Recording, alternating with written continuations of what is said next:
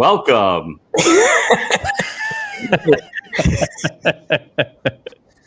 I'm Billy Gill. I'm joined by Chris Cody and famous person Mike Schur. I'm not a famous person. You can't call me a famous person. That's false advertising. Yeah. Why? How do you figure you're not famous?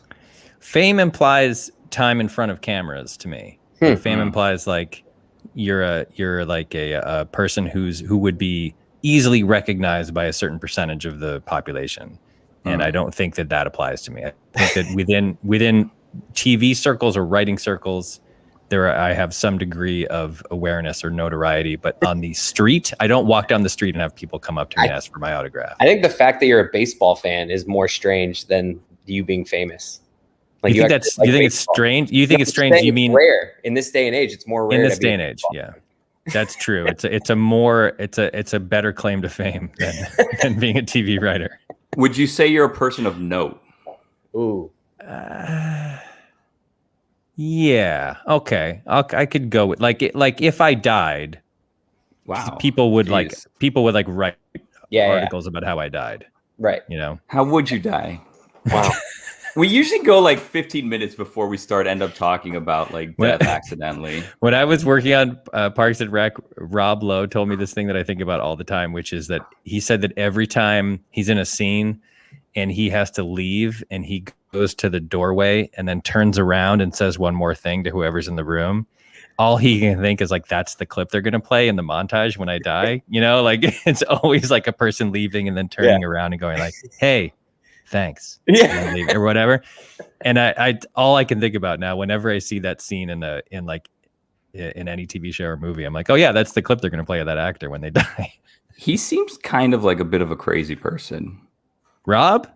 Yeah. Well, he's been arguably the most handsome man in America and a professional actor for 35 years. So like, you know, that you don't come through that sane. But comparatively speaking, he's not. I think he's pretty well adjusted. I mean, he's the normal amount of lunatic that you would expect him to be, being that handsome and famous for that long. Yeah. I feel like there's definitely performance enhancers with him though, like in terms of like looks and, you know, physique. You don't think it's just genetics? You don't think it's incredible genetics? Maybe, I guess. I think he's in the Paul Rudd category of like guys who just don't age and look the same year to year that they always have. I have a secret one-way feud with Paul Rudd. Yeah, he's unaware of it. That's why it's a one-way feud. Yeah. What's the source of the feud? I mean, yeah. So like last Super Bowl, I guess not last one, but Super Bowl in 2020 that was down here in Miami. I was working for ESPN Radio, and I was on the field after the game, and I had to kind of like try to grab players to join Mike Tannenbaum and his Super Bowl post-game show live on ESPN Radio. And Paul Rudd is running around because, you know, the Chiefs just won the Super Bowl. He's a Chiefs fan. So I'm like, okay, let me go up to get Paul Rudd and try to pitch him joining Mike Tannenbaum on one of the happiest days of his life. So I'm like, hey, you know, ESPN Radio. I led with ESPN Radio because I figure if he's a sports fan, just hearing that, maybe that'll kind of help out a little bit. And he was hugging, I don't remember who it was, someone from Fox Sports. Like he was really excited. I'm like, okay, so he's going to be doing stuff. So let me get him. And I'm like, hey, ESPN right now. He just like did like this really quick like nod, like no, I'm not doing it. I was like, shit, like that hurts. He's supposed to be like this really nice guy, right? So then I go and I get like Terrell Sugg, and I'm going around trying to grab other people. And then like half an hour later, he's still in the field. I'm like, let me go for round 2, see if we get him here. And I got shut down real quick again. And I said, you know what, this guy, not as nice as he's painted out to be. I don't think that you can judge how nice a person is based on whether they want to go on ESPN Radio right after their team wins the Super Bowl. With Mike Tannenbaum? I mean, that's how I judge people. I forgot it was Tannenbaum. By the way, the tease for this Marlins game right before the break that they're in now was coming up. Marlins front office reacts to trade deadline. Ooh. And it's like they're the only team that didn't do a single thing at the trade deadline after the Jesus Luzardo trade. So like, what are they going to say? Like, yeah, we didn't do anything. No, we traded for some people. We had someone get claimed off waivers. Who got claimed off waivers? Our backup catcher, Chad Wallach, got claimed off waivers. Did you then take him back? Did you revoke his claim? I think the Dodgers got him of all people, which is like why. Oh, good. And I think we traded John Curtis, who's a reliever, who I'm learning his name of now, but I don't need to know. I think so. Listen, 2 S's. I'm a relative Marlins novice. You guys got to tell me what I'm in for tonight. Like, tell me about this lineup. Jazz is hitting third. That's exciting. Who's Thompson? What's going on? Who are these people? That was the one guy. As long as we keep Jazz, I don't really care about anyone else. We can let anyone else go. I'm just looking at. Did you guys see Rizzo in this Yankee jersey? He looks odd. Yeah. He looks hot or odd? Yeah, is he hot? I thought it was odd though. I did say odd. Yeah, this is going to be one of those weeks where like you keep seeing guys in other uniforms, and you're like, oh yeah, right, that happened. Trey Turner's in a Dodgers uniform. Do you guys score a baseball game? Because I brought a scorecard to try to keep score of this game today and follow along. Now, this scorecard, I'll tell you a quick story about this scorecard. Oh, wow, a scorecard story. Yeah, okay, so what I was thinking is 4 hours, 3.5, 4 hours is a long time, right? So I went to my parents' house and I got just a bunch of like craps, like Rubbermaid containers filled with just Marlins stuff I've collected over the years to kind of see what's there, what stories I can tell you. So this scorecard I wanted to find, and this wasn't the actual one I wanted to find, but I didn't know this one existed. So I applied to be an intern for the Marlins in, I want to say like 2010, 2011, right? And I was like finishing up college. I wanted to intern to get experience. So I was trying to do like media relations, stuff like that, right? And try to break my way into broadcasting at some point. And I got through to like the third round of interviews where I'm like meeting with the head of media relations. And then I ended up not getting it. And I think it's because I was still like in school and they wanted like 40 hours a week. And I was interning at the radio station, at a TV station at the time, whatever. So then I told myself, you know what? I'm not going to get beat out for this job next year. What I'm going to do is to show my commitment. I'm going to score every single game next season. And like, I'm going to be on top of it, thinking like, this is what's going to put me over the top, right? If I go and I score every single game, right? You're going to perform a feat of manual labor that is automatically done by their own apps and computer software. Absolutely. Just to show my commitment. Okay, great. Yeah, solid plan. So how did that go wrong? Well, I never got the internship. And now looking at it, it seems as though the last game that I scored was May 11th, game number 33 of the season, which is a lot further than I thought I would have gotten. That's a lot of games. Yeah, but this game seems like I stopped scoring. I don't know if it was a rainout or something, but I seem to stop scoring in the 7th inning for some reason.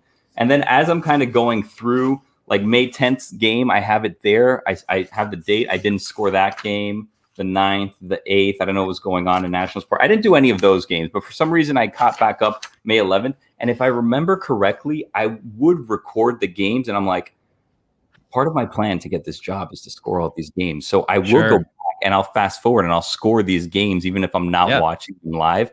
And then I think by May 11th, I realized this is the stupidest plan to get an intern. Like, it seems like you scored those like 30 games, and then in the 7th inning of game 33 had like an existential crisis about like what this meant and what your life was all about and how this was all meaningless, and then just stopped and never looked back.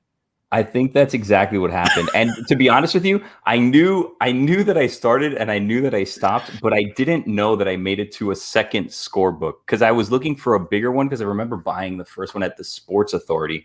And it was like the big one that like the parents would take to like little league games where they're scoring those games. But I made it long enough to game 33 where I needed a second one. And now I'm going to pick it back up for today's game. And then maybe if I apply for an internship with the Marlins next season, I can show them this scorecard, and then maybe that'll work for me. And the 33 from 2011. Yeah, well, I don't make it a package. It's a good point. I don't think that those games should be forgotten, but I'm going to have to go back to the May 10th and May 9th games and do those so that it's not incomplete. One thing about scoring games, everybody seems to do it slightly differently, right? And this is the last time that I scored a game, so I don't really remember exactly how to score a game. And I'm where you put the out in the middle of the diamond, or you put it in the bottom right corner? Like, what's your strategy? You gotta go middle. Yeah, I do too. But I've seen people. Some of them have the little curved box at the bottom right corner for the out, like a little space. Yeah, that stinks. I don't like scorecards that are too complicated. Yeah, where there's too many little like my son. Okay, wait. I'll get back to this in a second. Get over then I'm with you. The game is starting. Yeah. Zach Thompson's on the bump. Yeah. Here's the first pitch. Yeah, missed by an inch. Okay, so you two guys. So tell me this. Here's my first question for you. Yeah. How much, if at all, what do Marlins fans think of the Yankees in general? I hate the Yankees. I'm just going to say that up front. I'm not a fan of the Yankees. Chris Great. Cody is married to a Yankee fan and Yankee family. So am I. Who cares? Well, no, but he hate them more. No, that's not true. Yeah, I've seen you go to games. You took your daughter and she was wearing Yankees clothes to a Marlins game. We're actually going Sunday. This Sunday we're going, and my wife has already told me she's wearing a Yankees shirt, and I'm like, I don't know about that. She's probably going to end up wearing a Yankees shirt. You know how this goes. You ended up at SeaWorld because your wife makes the decisions. Right. So like, she's going to be in Yankees clothes. Yes. And my daughter's. I mean, it's interesting to me because you basically have you have 2 points of connection to the Yankees. One is the 2003 World Series, and the other is that Jeter now runs the team. And like, so you won the 2003 World Series. That's why I was gonna say that. So like, I think of happiness when I think of we beat them in 2003, and I think of Josh Beckett celebrating on the first base line. Yeah, my life has been being tortured until the last, call it 17 years, has been being tortured by the Yankees. So I hate them at a really deep and fundamental level. Nice pitch.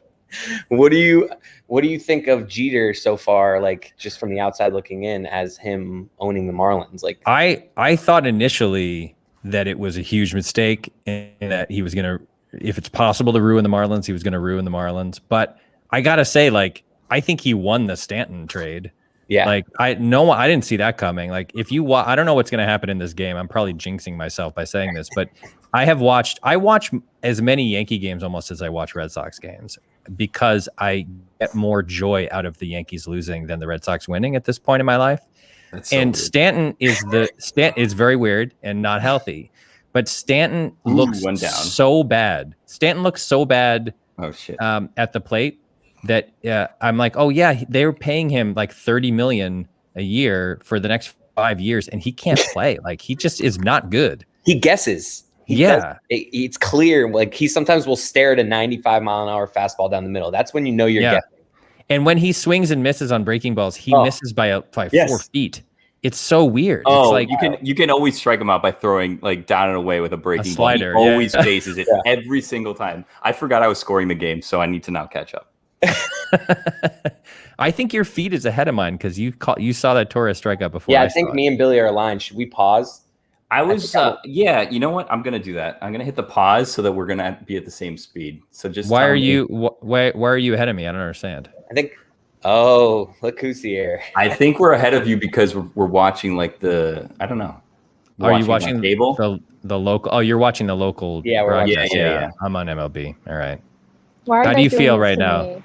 How do you feel? Welcome. Welcome, Jess.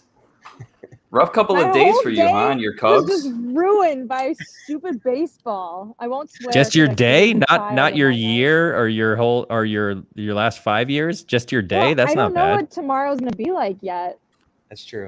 Well, the good thing is that the trade deadline passed today, so tomorrow you won't trade anyone else. But for those of you joining us, the Cubs traded Chris Bryant, Javi Baez, Trevor Williams, Craig Kimbrell, Jake Marisnick, Anthony Rizzo, Ryan Tepera, and Jock Peterson in the last 2 weeks. So you have no one left. I don't even know who's on the team. Jason Hayward? Like, what do I do with that? Contreras. You still have Contreras.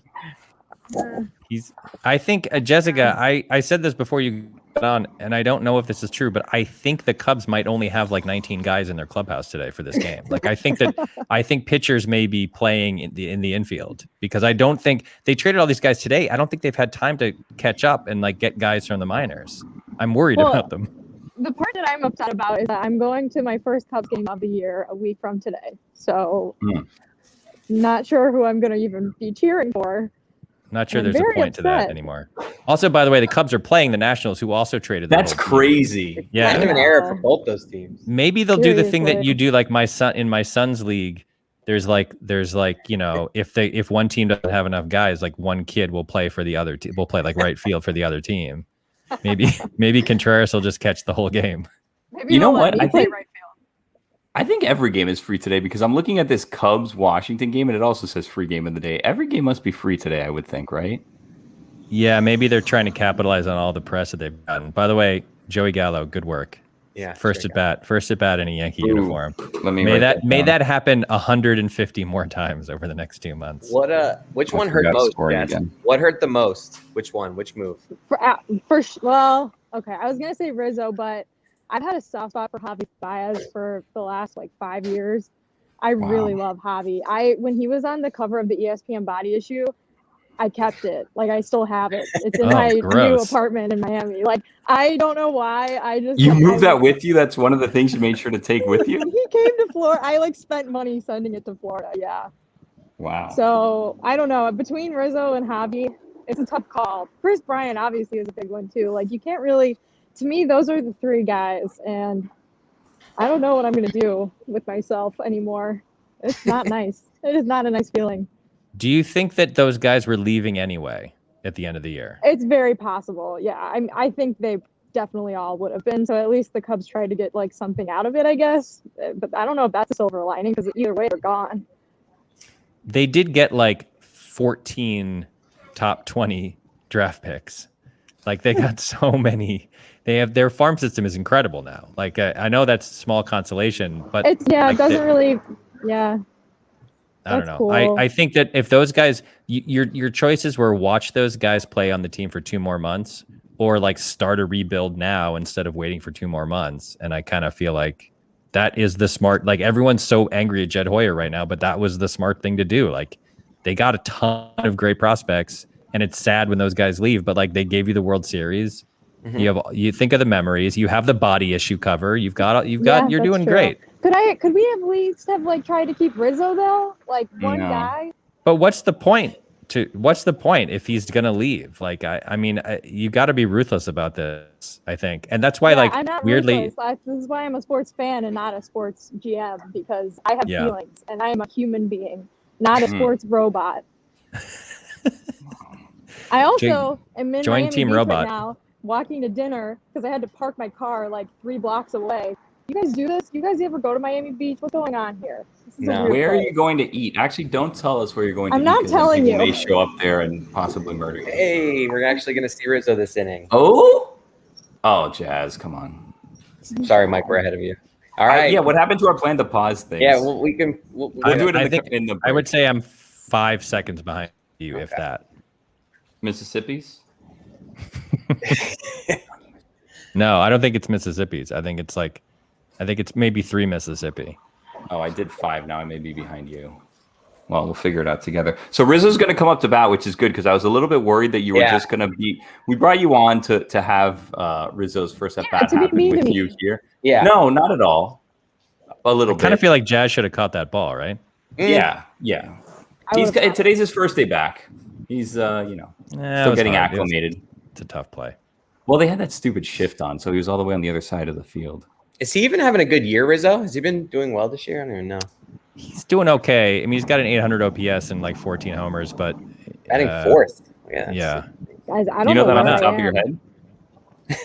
Yeah. I'm just walking around right now. I'm lost. But I can't say where I am, so you guys can't help me. See, 14 homers. I'm a sad lady. All right, is he gonna just go? I want to go get a cocktail and drown my sorrows. This is a strike one. Yeah. Hope he strikes out. No, I don't. It's 1-0. It's 1-0. What are you talking about? Sorry. Here's the pitch. Strike 1 on the inside corner. We're all caught up now. This is great. It was 5 Mississippis. Chris is still a little bit ahead. Yeah, I got to do it. I won't say anything. I wonder. I don't think we're supposed to do play-by-play, but I don't know the rules. So we may be kind of testing the bounds and seeing what Meadowlark's willing to pay for in terms of fines if we're going to do play-by-play. Rizzo looks weird in a Yankee uniform. Yeah, it doesn't look right. It needed to be said. They're not wearing pinstripes, right? They're wearing black uniforms. They're in like road grays. The road grays. He looks a little chunky. Doesn't he look a little chunky? Yeah. Because he doesn't have the slimming vertical stripes. Interesting. Well, something happened because Chris just got excited. You'll see. It seems like he flew out. No. Oh no, it's a hooked to foul, Jess. Don't worry. I did a rookie move. Yankees fans there. That's weird. Okay, wait, Jessica. Here's the question though: are you rooting for these guys on their new teams, or do you want them to fail so that their best memories of baseball are from the Cubs? I definitely don't want any of them to win anything ever again. Okay. That's not true. That's mean. See, I don't I don't No, know. be how I mean. feel. You can be a fan and be mean. Are you not? This is kind of like you're just not used to having a team get rid of all of your players that you like. Like, welcome I to don't think this being has ever happened welcome to being a before. Marlins fan. Fair. Oh, Yeah.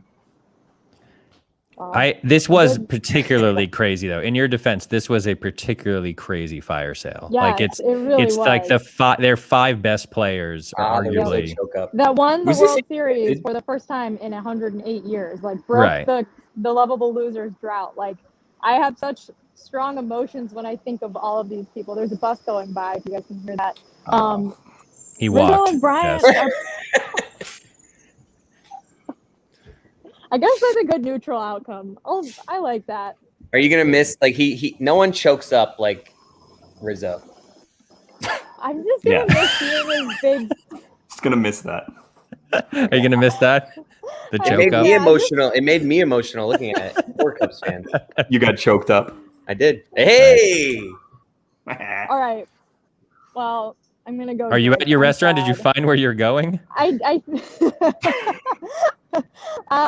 think I know where I am. I'm somewhere in Miami Beach. I don't We'll know my check way it out. around this area yet. don't give too many details. Yeah. Yeah, good call. please, if you can tell where I am, please don't say hi. Do not approach. Rabid dog, do not approach.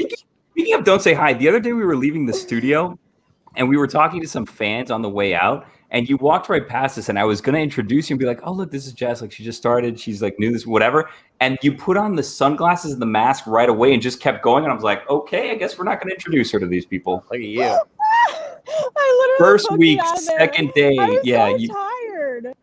I Yeah, was so you're tired. It big was time in the hot. fans. I was tired. The sun was out. I was like, the light Yeah. it burns. Look at the How'd you celebrity move right there. Mask and Mhm. glasses on right away. That's how you got to do it. All right, guys. Well, it's been real. Hang out Enjoy another dinner. inning. Hang out another inning. Come on. Going to dinner. I'm kidding. See ya. My parents are in town. All right, bye. Bye. I'm sad. Bye. Stanton is up now. Ugh. So we're Yeah, not supposed to do play-by-play, but we can generally explain what's happening. Is that the Right. I deal? don't know the rules. I think we're good. Yeah, we'll figure it out. I mean, it's the free game of the day. They're giving it away for Yeah. free, right? So how can they be? How can they complain? I don't know. Billy, do you miss Stan at all? Because like from what we were talking about before, I don't really miss him. Like I miss Here's- Yelich obviously more. Here's the thing. I like to complain, right? And I'm just going to be completely honest with that. I like to complain. I like to be mad when people leave. But like Mike was saying, the Stanton thing probably worked out because that deal would have crippled this team forever. Paying him that much for that long for him to not really be producing very much. So The Yelich deal is the only one that I feel like That's the bad. having That's a the good bad year. one. yeah. That's the bad one. Because we got And then- Sandy. We got Sandy for Ozuna.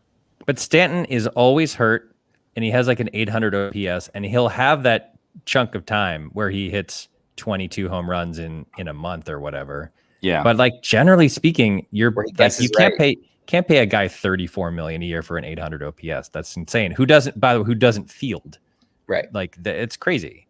So I think that ultimately, I was so angry when that trade happened because again, I hate the Yankees and I want them all to fail all the time. And all I saw was Stanton just flicking home runs over that right field wall at Yankee Stadium over and over again. But like, I've been so happy that he's on this team. I've been so happy because he's not as good as the amount of money they're paying him, and Yeah. they can't. And they like, I don't know what they're going to do. They can't eat the contract. I guess they could. They can just pay someone 80 million or 100 million to take him off their hands eventually. But man,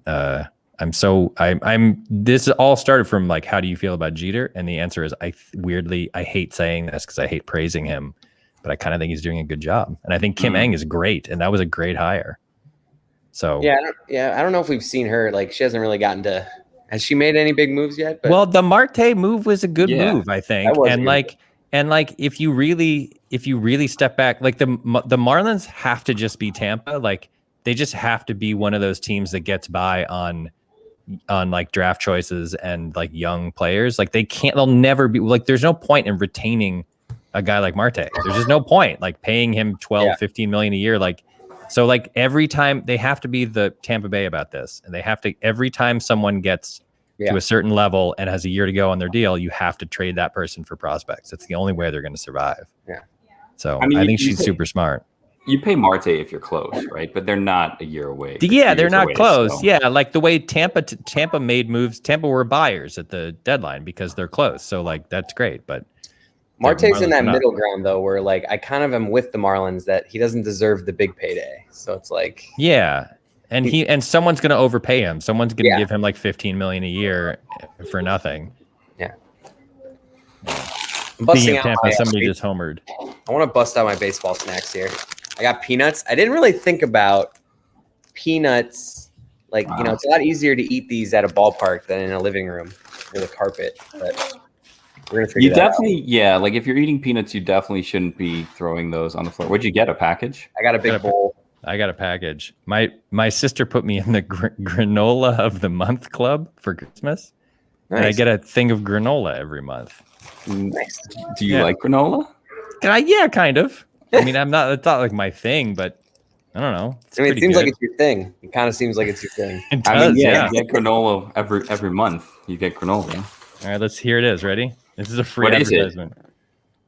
It's it's cherry hibiscus. Wow. It's the granola of July. It's Wow, cherry put that hibiscus on the milk. bottom line, Anthony. Cherry hibiscus, the Granola of the month. Mike Schur, big granola guy. Yeah. I recently saw Hawk gets this like monthly subscription. Mark Hockman, for people that don't know, he like it's like a snack of the month. He People gets still snacks, might not know. whatever.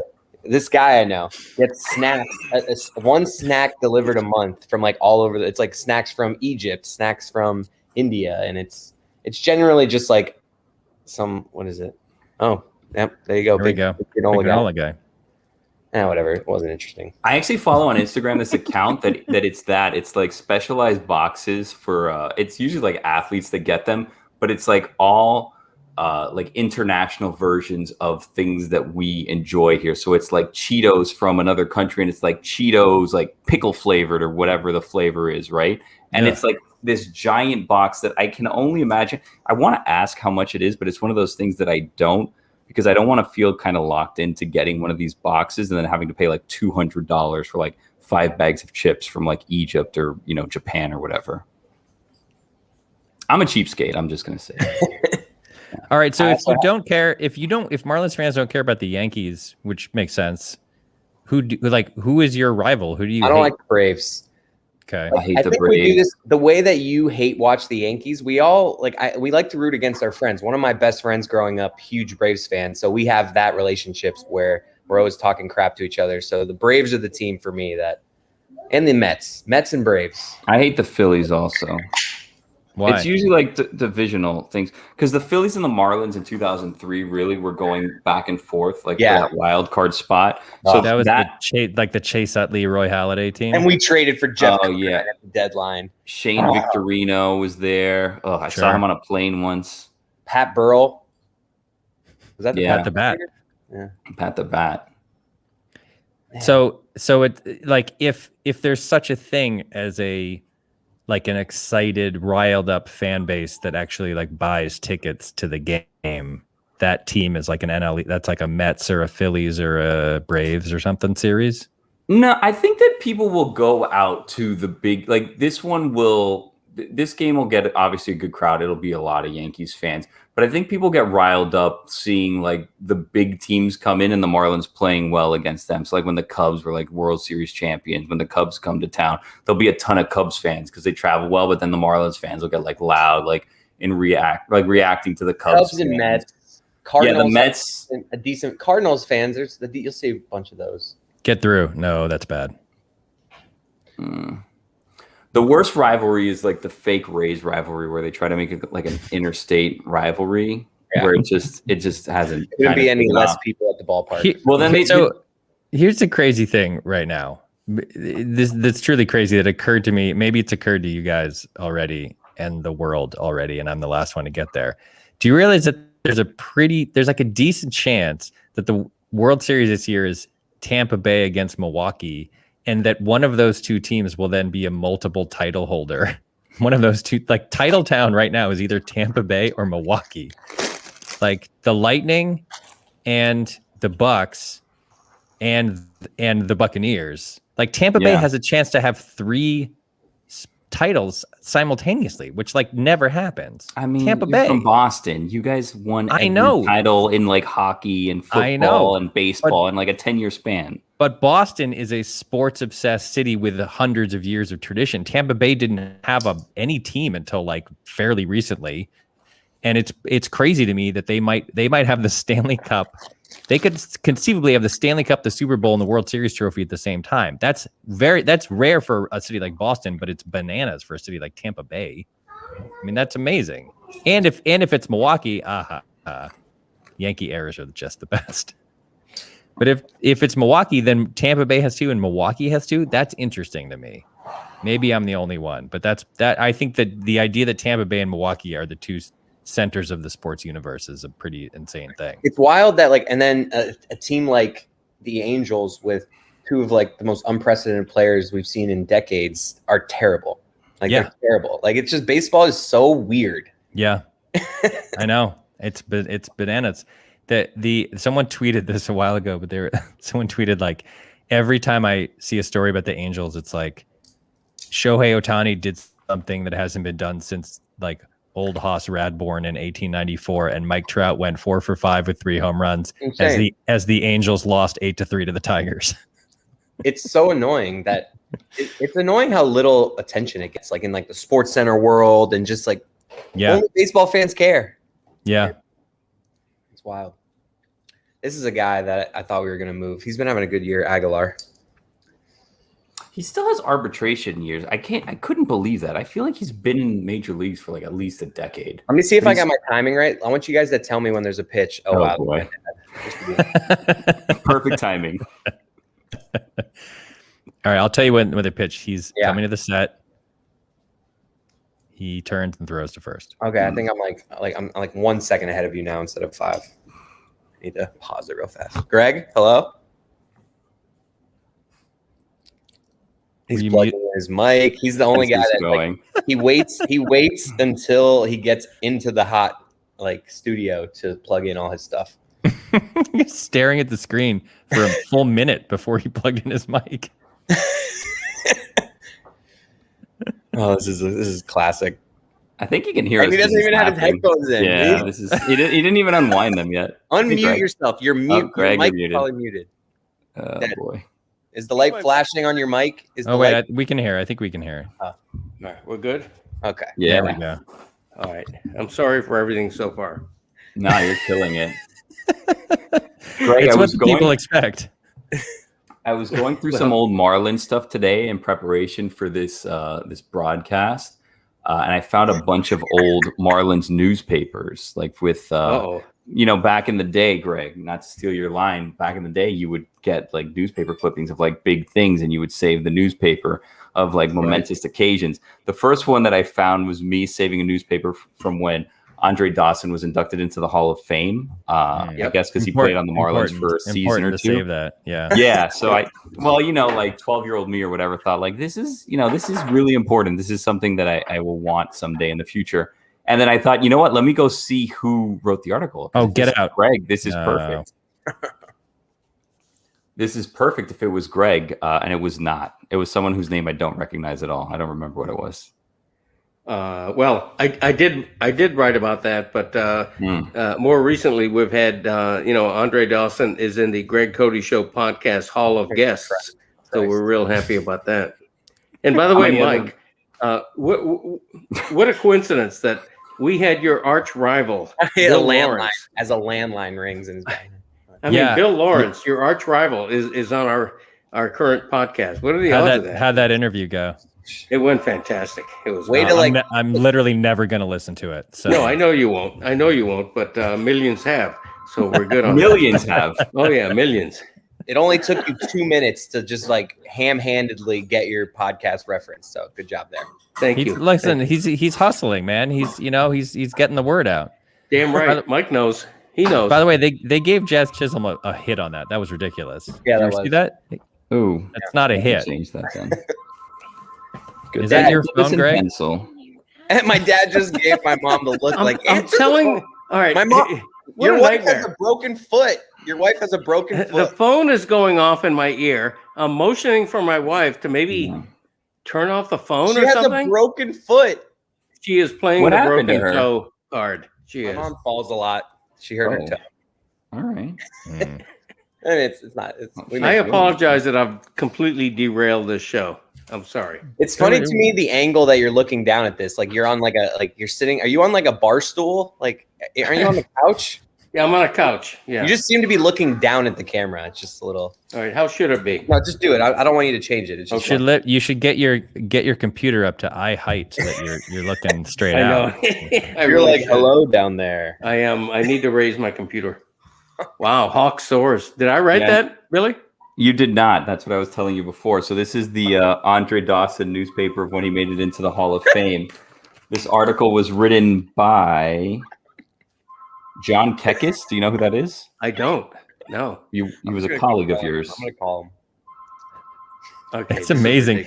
This phone is remarkably consistent.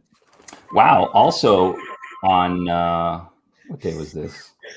Oh, that's hilarious. This is from 2010. On the same day, the Marlins had a 5-4 walk-off win in the 11th, and it looks like Wes Helms was the hero that day. So congratulations to Wes Helms. Yeah, I remember that. Oh wow! And look at the bottom of this newspaper. $7.90. I remember that. The Dan Levitard show with Stugotz 3-7. Wes Helms. Good God.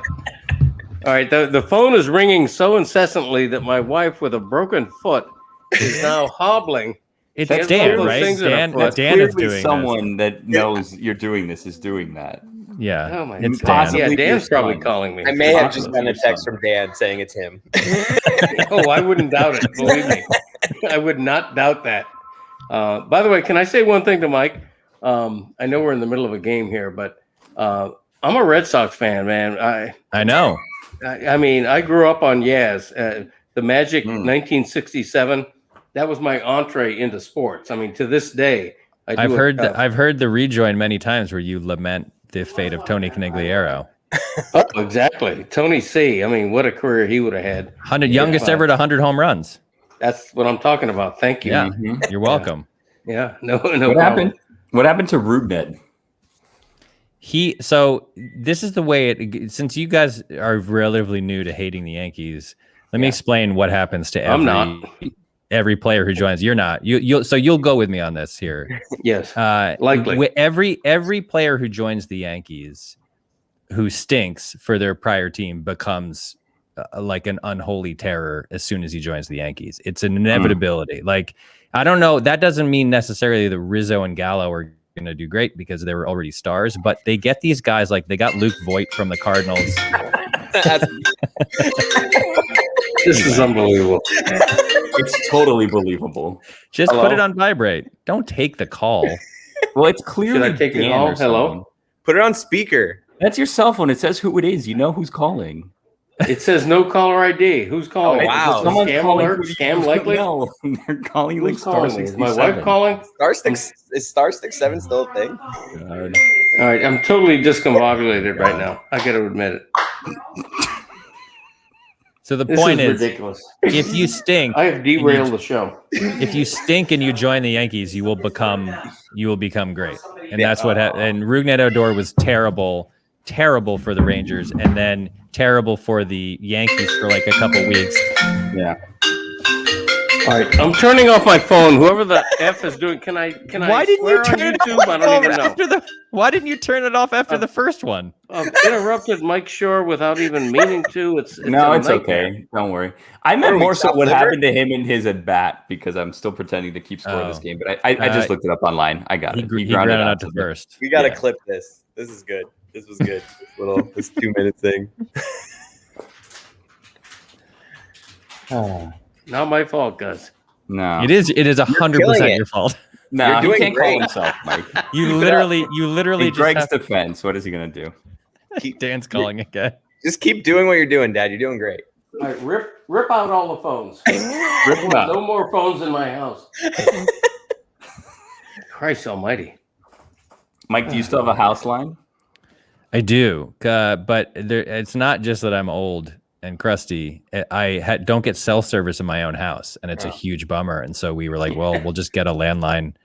And so in case we have to call 911 or something, we have a landline in our house, but we never use it. How do you feel about that? I feel like that's probably good for you. I would imagine you as a person of note, as we've discussed, probably have a lot of people reaching out to you on a regular basis. So getting home and not having them be able to connect with you is probably pretty nice. Yeah, it's not bad. I mean, I'm in my office right now in my house, which is at the front of the house near the street.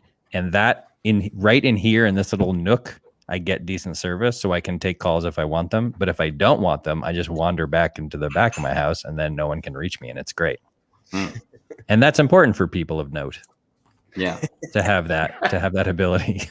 Greg, why don't you take note and kind of disconnect once you get home? I imagine, Greg, you get just as many calls as Mike does. Unlike Mike, I am not a person of note. I do have a home office, but it's the same wood paneling that's been in there since 1978, so I'm not bragging. Greg, when is the last time you were at Fenway Park in Boston, Mass? Wow, Mike, it's been years. For the love of God. You know what? I was there the day that Roger Clemens struck out. I think it was 19 or was it 21? 20. It was 20. Well, he did it twice. 19 or 21? It's definitely not 20 by Greg's. I mean, I couldn't remember, but he did it twice. He did it in 86, and then he did it again in 96 or 90, whatever the last year he was on the team. I tell you it was unforgettable, but you didn't remember. It would have been 86. 86 was Mariners, and he struck out Phil Bradley, I think, to break the record. And then 96 was the Tigers, I think, right in the year right before he left and went to Toronto. So 86 is the last time you were there? I think it was 86, yeah. I hate to say it. So you haven't seen... Dad, you're totally wrong. I've been there. We've gone as a family. When? Like, I've been to Fenway, like when I was like probably in my late teens, probably like 10. Seriously? Yes. All right, I forgot that one. Sorry. I mean, late teens would probably put him like 15 years ago or so, maybe. Yeah, like your mother's not here, 2006. so I can't ask her. Yes, I thought we she had a definitely broken made a foot. trip. What? Nothing. So, well, have you seen what they've done to the stadium, like the monster seats and all that? Have you been there in that era? I don't think I have, no. Now Chris is going to tell us that they sat there. We did not sit there. Oh. But was that all done when you were there? It was there. Like we didn't go up there for sure, but it was a long time ago, so I don't actually remember when that went in. It's a completely different experience because when I was a kid and I would go there, it was horrific. It was the concourses were narrow and smelled like urine, and the street outside was miserable, and the fan experience was terrible. And since the Henry Group took over in 2002, it's now like a theme park. It's like in a good way. Like it's still Fenway, but it's so much more pleasant to go to a game there. You should really go if you have the chance. I would love to next time I'm up there for sure. The problem is, I was born there. I only lived there for the first few years of my life, and all of my relatives have died. So it's like I don't really know anybody who, when you get to be my age. So I don't really have a reason to go back there, other than a Red Sox game. So let's catch a game, the four of us, huh, Greg? How about it? Let's do it. Well, Mike Schur's got to be the mayor of Fenway Park. I'll go to Fenway anytime you want. I will fly in. There you go. There you go. He can hook us up. What? He's hooking us up now. Got it. So now you've got him buying us all tickets? Yeah, I'm always looking for swag. Freebies. It's free. It's me. By the way, that was a flat middle fastball that Anderson just swung right through. I'm getting angrier. I'm getting angrier at this team as I go along. Yeah. I got Anderson's pushback saying that yesterday that he was not that great. Someone reached out to me and said that was not true. He was the kind of guy that they've been trying to build around a couple of years ago. I have to think that that ship has sailed at this point, and that they don't expect him to be much else than what he is right now, which is just a guy. That is like what I would call Brian Anderson. He is like the definition of just a guy as he almost hits a home run. Yeah, it's a 398-foot fly ball to left center. I feel like he's pretty good. No, Anderson. I mean, I think he's just like, sure, he could be a starter, but I think he's that 270 hit 17 home runs with 68 RBIs kind of guy. Am I the only one who's? Yeah. Yeah, for sure. Am I the only one who's surprised to see Stanton in the lineup? He's injured so much that it's just weird to see him actually playing. Good for him. We've already bashed Stanton. If you want to take a crack, I'll keep going though. Yeah, if you want to. Well, it seemed like a terrible trade when they made it, but now I'm like, well, yeah, all right. That's what we were saying. We'll rethink it. I think Jeter won that trade. Yeah, just by clearing the money off the books. The trade they made today. I apologize if you guys discussed this beforehand, but I know Starling Marte. He was hitting 307. He's a good player, but he was a pending free agent. I think that was a great trade. I mean, that prospect they got. What was his name? Jesus Luzardo. He's supposed to be the real deal. So I think that's a big deal. It looked like the Marlins are just waving the white towel. They obviously are in the cellar, but I think that was a good deal. Well, waving the white towel implies that they were in the fight to begin with, which they were not. Exactly. Right. Well, no, they weren't. 15 games back or something. I think it was 11. I think it's only 11. I think the other day I looked, it was like 11 as of like Thursday. They are 10 and a half back. Yeah. And they're even further back in the wild card, 14 and a half. They're 14 games under 500. They're dead. They've been dead for a while. No, they're dead. Here's the thing, though. What's their run differential? They're plus 4. Plus 4. Yeah. They lost by 17 the other day. It's an anomaly.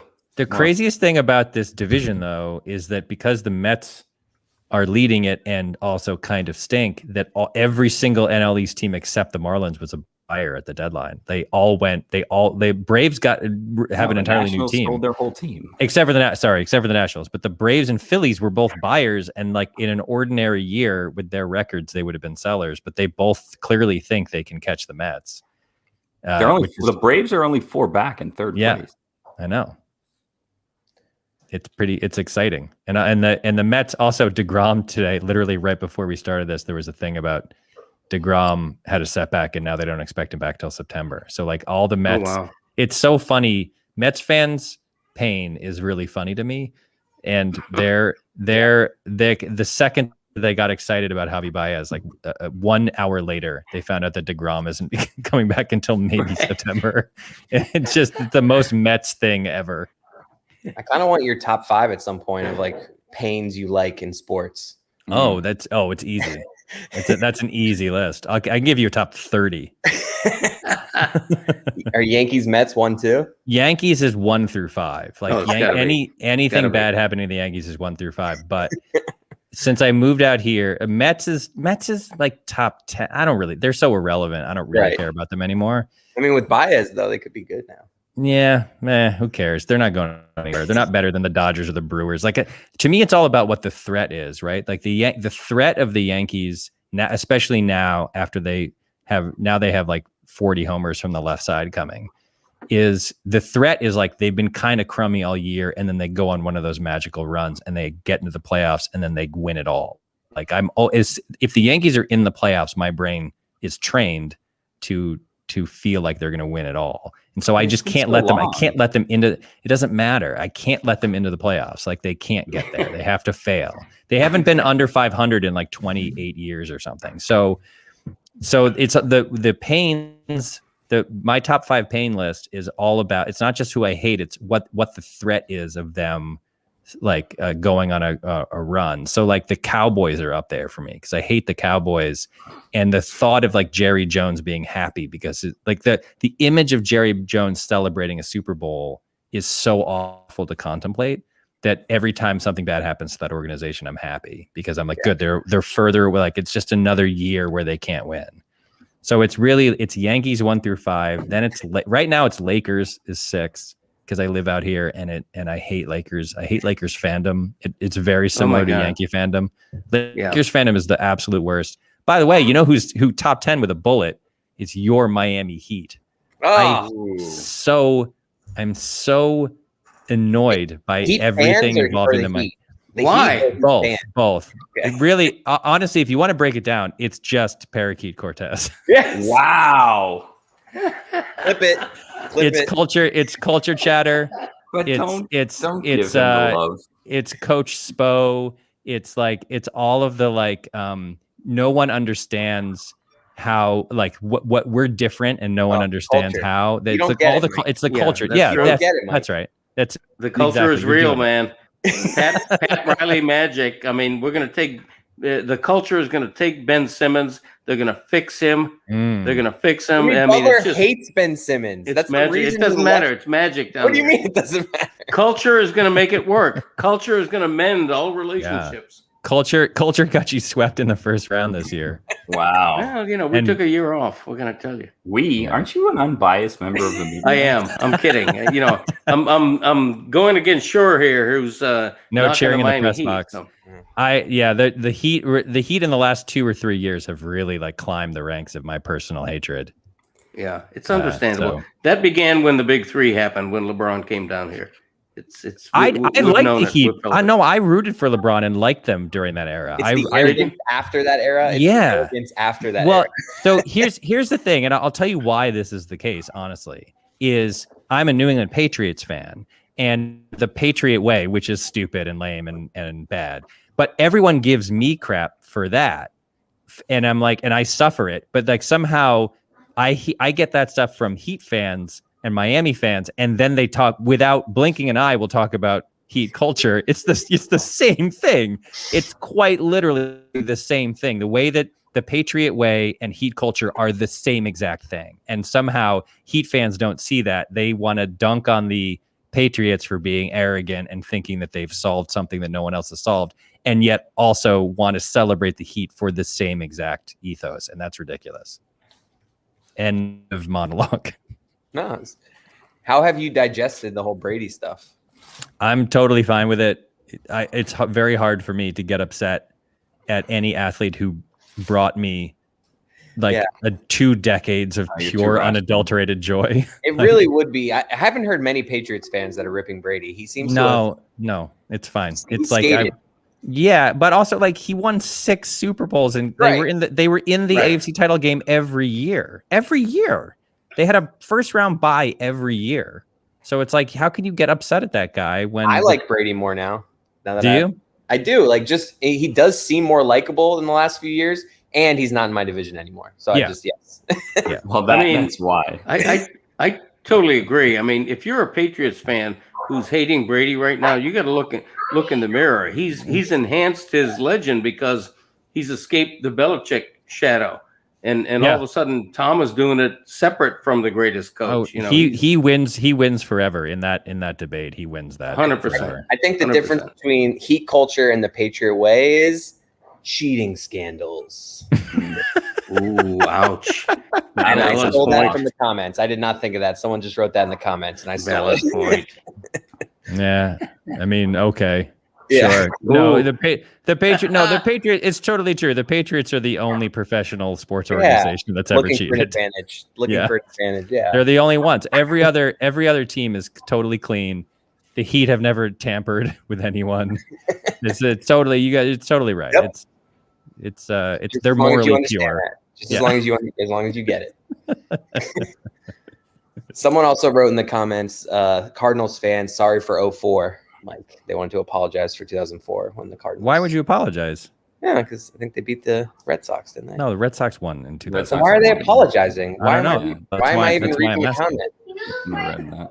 In fact, not only should Cardinals fans not apologize because the Red Sox swept them, and in fact, never were behind for a single inning in that entire World Series. Not one inning did the Cardinals have the lead, which is a pretty amazing stat. They at this commenter.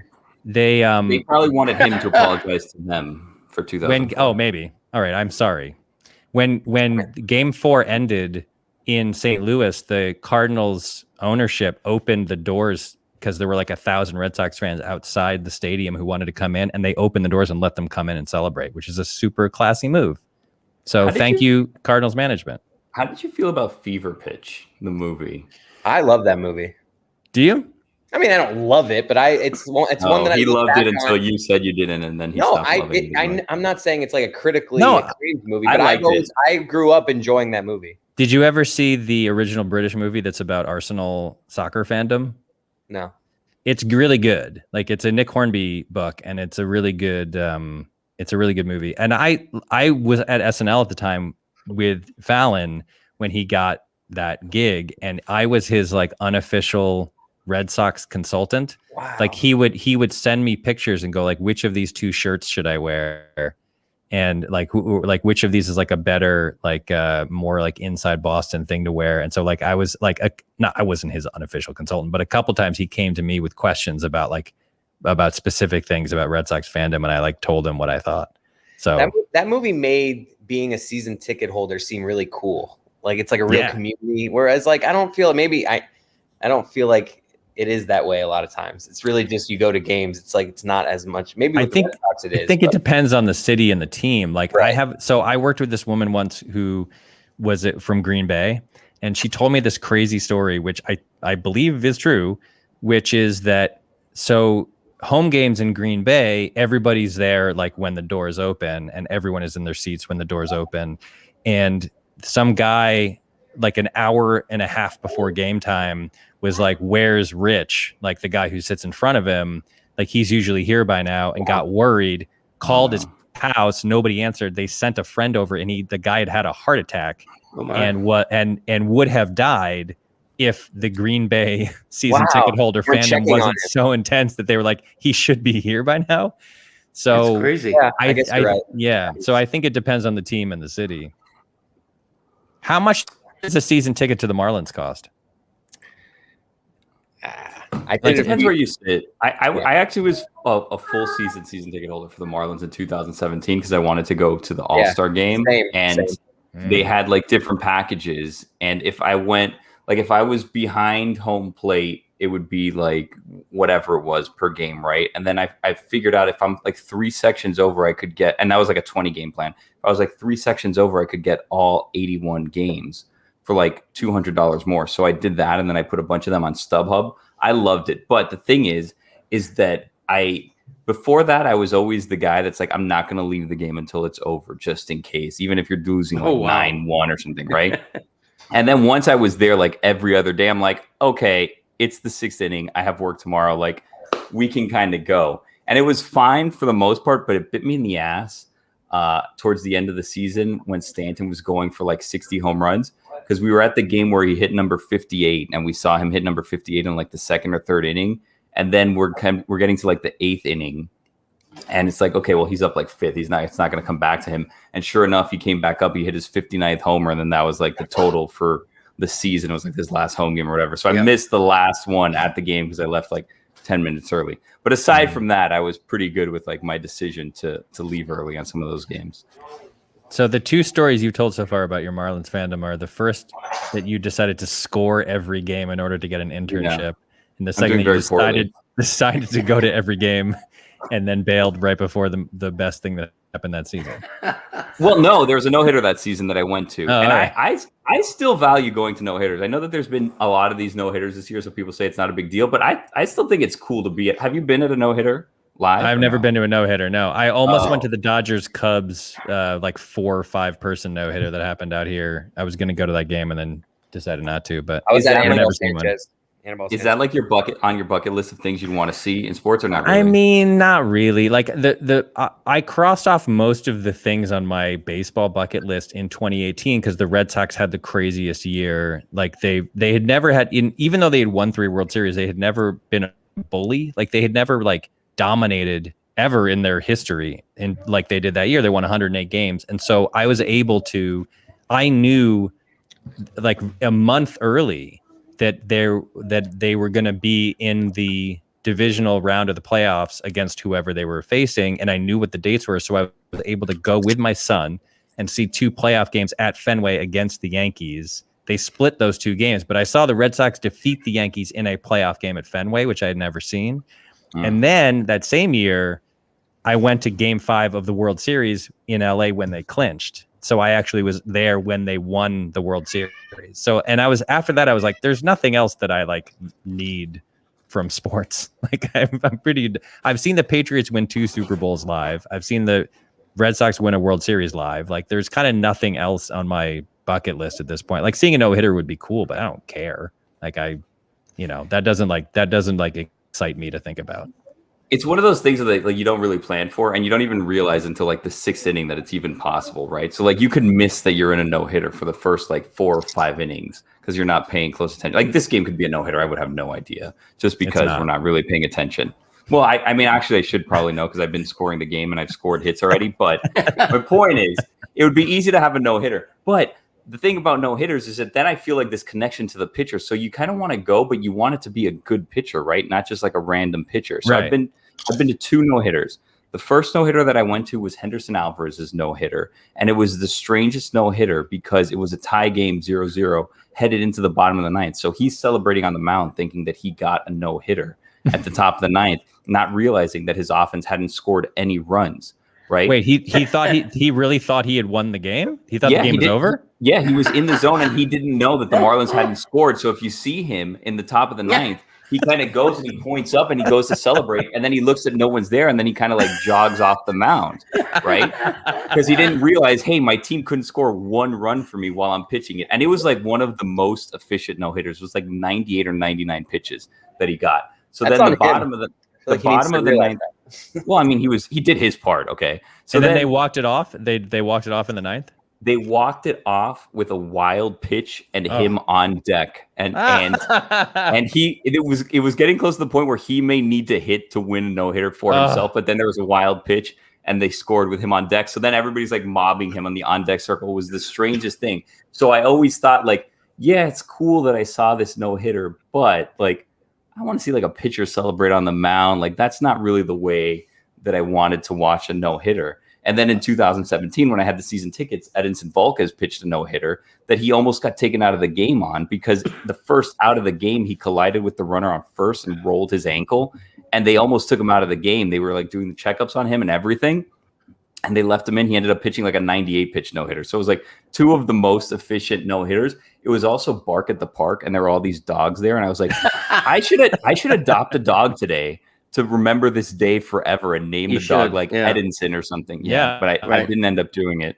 Yeah, Billy, I have to say I'm impressed that you've seen in person 2 no-hitters. That's pretty good. I think man. you're in the upper 5%. I mean, I challenge any baseball fan who has seen 3 no-hitters. I'm not sure that's happened. I've seen 1. I've only seen 1.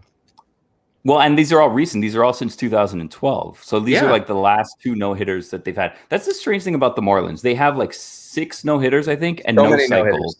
Yeah. They've never hit a cycle? No, they have. Never. No, they haven't. I thought that the Mets were the only team without a. No, the Nets were the only team. Mets were one of the only teams without a no-hitter, and then they had one recently. That's wild. How do you guys feel about jinxing of no-hitters and like talking about them? Like, do we buy into jinxes and stuff like that? Come on. I back in my day when I was like, when I would go to Marlins games in my teens, if the other team had a no-hitter in like the 5th or 6th, I would just stand up in between innings and start saying, "No-hitter!" Yeah. Wow. You do seem kind of like the jerk fan there. I was a heckler. I mean, I was never like mean. Like I wasn't trying to fight people, but I was always a heckler. Oh, wow. Yeah, this is a Henderson Alvarez jersey in my box of Marlins crap that I bought one day after just because of the no-hitter. I'm like, you know what? I should get a Henderson Alvarez no-hitter thing. And then after they traded a bunch of players, it was like the last weekend of the season where they just had like racks of like batting practice jerseys and stuff like that out like for sale. And that was like $30 for like a Henderson Alvarez. What'd you drop on that one? It was like $30. Oh! I thought you bought it like for like $150, and then later you could have had it for 30. So you know what's also funny about it is that I also got like the newspaper because it's like a thing, and I thought this is going to be the only no-hitter I watch ever. Like I'm going to save the newspaper. I even thought like I'll frame it and one day like put it in an office or whatever. Yeah. But then I always thought to myself, I have the tickets. I'm going to put the tickets in the frame, but wouldn't it be better if I could get these tickets autographed, right? So like there was a time when I'd go to like the games with the tickets and like see like if, I saw him like whatever, batting practice, see if I could get them autographed. And obviously I never did. I never got them autographed. But one day leaving a Heat game, I was walking down the stairwell and Henderson Alvarez and his wife were standing right next to me, walking down, leaving the Heat game. And of course I wouldn't take no-hitter tickets to a Heat game. So I missed my opportunity. Wow. So if Henderson Alvarez is watching this YouTube, just kind of reach out and maybe you could sign these tickets if I could find them. I don't think Mike- Henderson Alvarez is watching this YouTube. Well, he might. You never know. That's Oh, I safe. think he is. Did you invite Why him? wouldn't he You be? should invite him. Tweet at him. I Right. should. By the way, who's on after me? A-Rod? You guys got A-Rod coming on next, We right? got A-Rod's an coming on invited guest. Yeah. Yeah. Okay. Greg, what is your greatest Red Sox memory? Well, I mean, when they finally won that World Series to end that 80-year drought or whatever it was, What year obviously, was it? Wasn't it 05? It's 04. 04, I'm sorry. Come on. 86 years. 86 years, that's right. Yeah. But I always, and Carlton Fisk, and I always go back to Yaz in 67, because that was a magical time for me. I mean, Impossible Dream season. Yeah, I was, that literally turned me on to sports. And to this day, Carl Yastrzemski is a hero of mine. I followed Willie Mays at that time, but Yaz, to this day, decades later, is just a magical name to me and a magical time at 1967. It's amazing. I bought a Stratomatic game because of Yaz in 1967, just so I could try to recreate that. It was special. Have you Still watched is. his grandson play for the Giants? Yeah, Mike, and it's amazing because, as you know, Mike, that guy paid his dues. I mean, he languished in the Orioles minor league system for years, and finally got his break when he was like 28. And Yeah. he's had a couple of great seasons in a row. Yeah, he hits like second for them or something. It's pretty Yeah, impressive. And they're gonna they might win it all. I know, and there were rumors they were going to trade him, which I found hard to believe, but he's still there. So yeah, grandson, amazing. Greg, don't you have to go to dinner soon? I do. That's why I was queuing up A-Rod for you guys. Do you call your dad Greg, or do you? Are you? In these It's really settings, I weird. do. It's really weird. In these settings, I do. It's Yeah, he awkward does. to like say It's okay. dad. Hey, dad. Like during a recording, I don't know. Yeah, like people aren't sure. They don't know. They don't know the relationship. But yeah, I got to run. But good talking to you guys. Good talking to Let's you. get a run here, shall we? I mean, 0-0. Yeah. What are we watching? Soccer? What's going on here? Oh, Christ. Greg, we're going for dinner. Yeah. We're going to a place, I think. Should I name it? Yeah. What go if ahead. what if he's going to meet Smetana for dinner and he's just really Yeah. late? Oh wow. Well, I am. How do you know? I mean, we are meeting her. My wife's with me, so everything's on the up and up. Don't say where you're going to dinner. Don't say it. It's an unnamed, beautiful Mexican restaurant in the proximity of me. All right. Good talking to you enjoy, guys. Greg. Yeah, You too. likewise. Talking to you. We'll see you All right, soon. bring- Go Bring home Marlins. the win. Yeah. You said it, not me. Mike, I'm when's the semi- last time you ate a hot dog? It depends on what you consider a hot dog, because I'm a vegetarian. Oh, And I've really? been a vegetarian. Yeah, I've been a vegetarian for like a decade now. So when I go to Dodger Stadium, I eat a vegan Dodger dog, which is a disgusting food item. Really? Like a truly gnarly, doesn't taste good. Like it's not like a high end product. What's the Why good do food you eat it? to eat at a ballpark now? Like, is there anything good you can still eat? At a Not ballpark? really. I eat peanuts and popcorn and nachos and whatever, but I do eat the vegan dogs because I feel like when you're at a baseball game, you should eat a hot dog. My son always gets a hot dog, and so we do it together and whatever. That's a base hit. That has to be like not all stadiums. Do all stadiums have vegan dogs? That just seems like an LA thing. No, I think a lot of them do. I mean, I know they do in San have to now, Francisco. maybe. Yeah, I think. I mean, at least all the stadiums on the West Coast do. Yeah. Like, but they also have like sushi and stuff. I don't know what Marlins Park is like. What's it called now? Guaranteed loan rate field? Loan No, Depot. that's Loan Depot. Yeah. We actually have a potential special guest reporter from the stadium. I was thinking the way to use him or her would be to have them go around and maybe when they're eating, like give us a little taste of the stadium. Like, Billy, do you think we should have our guests just phone in, or do you think having them like phone in Like when a they're roving reporter giving you a Yeah, sense giving of, us like, some, what it's like. Yeah. a lay of the land? Sure. I made hot dogs because I was like, we're gonna talk baseball. Yeah, I got a Let me hot eat some dog, too. hot dogs. Yeah. I'm eating nachos right now. I've already had peanuts. I got my oversized beer. I'm at a ball game right now. I've got a huge thing of granola, Yeah. Granola of the month. because baseball. There used to be conch fritters at Marlins Park, since you were talking about kind of seafood. That was awesome, but they stopped selling those. What is that? Conch fritters? You've never had conch fritters? Like a fried hush puppy / conch fritters. Yeah. Yeah. What What did I say? Okay. No. I heard it differently and didn't know what you were saying. I've never had them, but because I don't eat seafood anymore either. Wow. Yeah, it's a bummer. Well, being a vegetarian is a huge bummer. I had written down for the third inning, let's talk about stadium foods, but it seems like that's not going to really go anywhere. We're cooking here. We're already almost a third done. Yeah, I know. I hope they score some runs, because I got to be honest with you, I don't think I can go like 14 innings. Fall. Stanton looks so unexcited to be playing baseball. It's really weird. He looks like he'd rather be anywhere else in the world. Yeah. When he's at the plate and he strikes out, he just turns around and walks back, and he looks like a guy who's like tortured by his job. It's like, I don't understand it. I feel like he's still not used to his body, which is weird, right? Like, because he's like, what, like 32 or something? I feel like he still hasn't figured out like his body. Like, he's like the kid that grew too soon and like hasn't like bumps into things and doesn't realize how tall they are. Like, it's a big situation. It's a Zoltar machine big situation. You know what I'm talking about? The movie. I Big. do. Yes. I know. Okay. Yeah. Definitely. You don't know Big Billy? Wow, even I know that one. Is that the one with the piano? It's where Tom Hanks becomes Tom a Hanks kid. He's an adult. They dance on a piano. Oh, or they something? dance on Yeah. the piano. Yes, that's right. Yeah. What do we call that? A floor piano. A floor piano. A floor. I'm trying to do it. Piano. Fliano. Yeah. The Red Sox are being dismantled by the Tampa Bay Rays right now. What's the score? 4-0. The Rays beat the Yankees 14-0 yesterday. The Rays Yeah, are that baseball. ruled. The Rays are just baseball. Like, why is baseball so weird? The Rays. No, the Rays are good. What do you mean? My point is like, why are they good though? Because they have a good front office. Their front and knows what office they're doing. Their front office is better than everybody else's front office. It's crazy.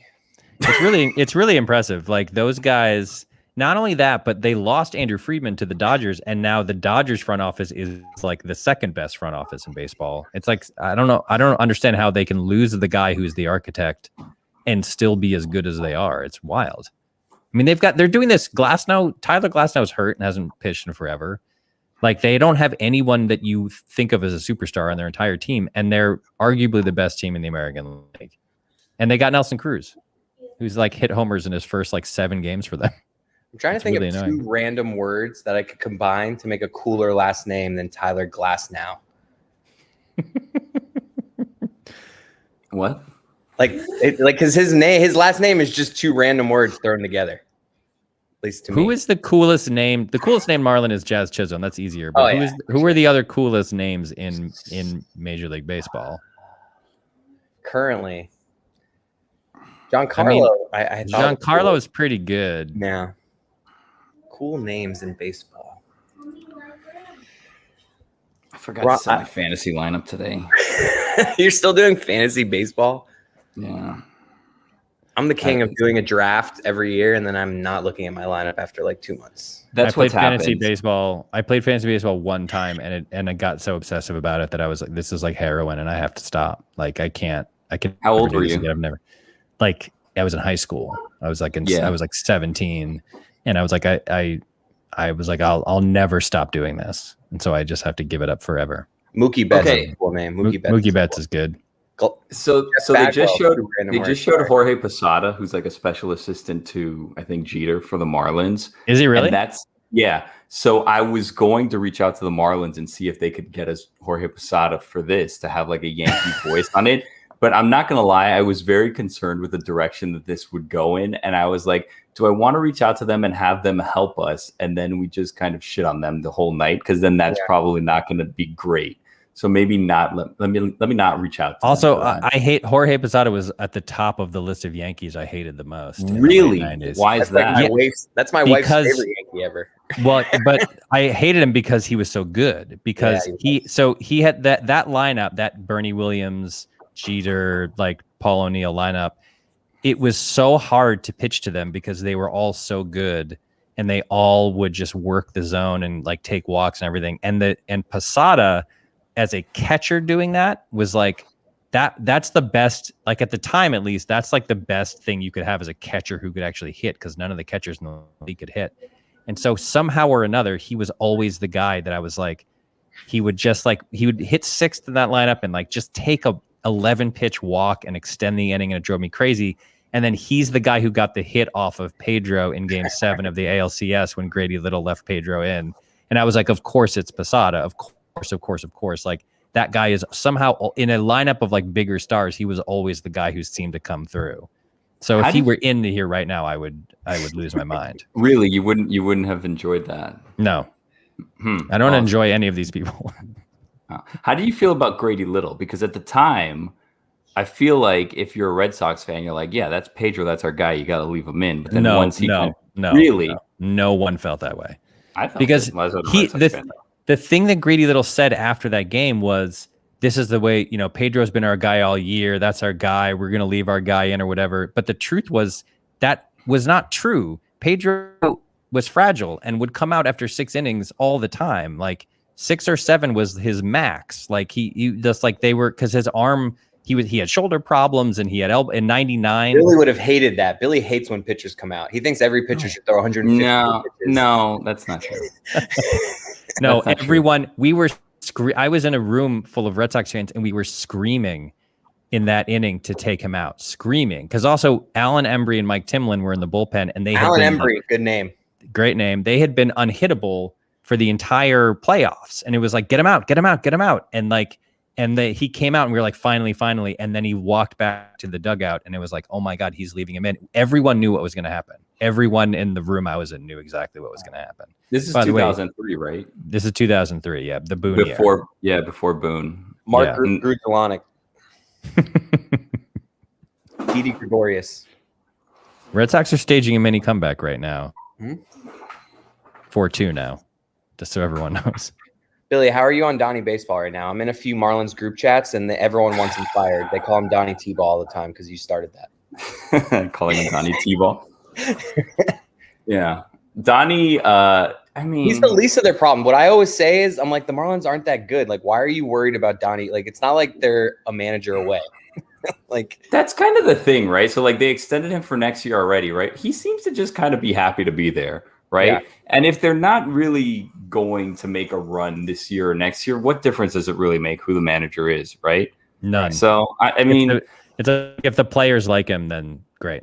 Right. The Marlins had like their former GM being a manager for like half a season, because I don't even remember how it is that Loria, the former owner, decided, let's put the GM and make, I think his name was Dan Jennings, the manager. And then they lost like 8 or 9 straight games when he became the manager. And then they went and they started like celebrating jumping in the pool. I think the time that he won the first game at like the bar that has the pool out there in the outfield, that they've since like filled in and doesn't exist anymore.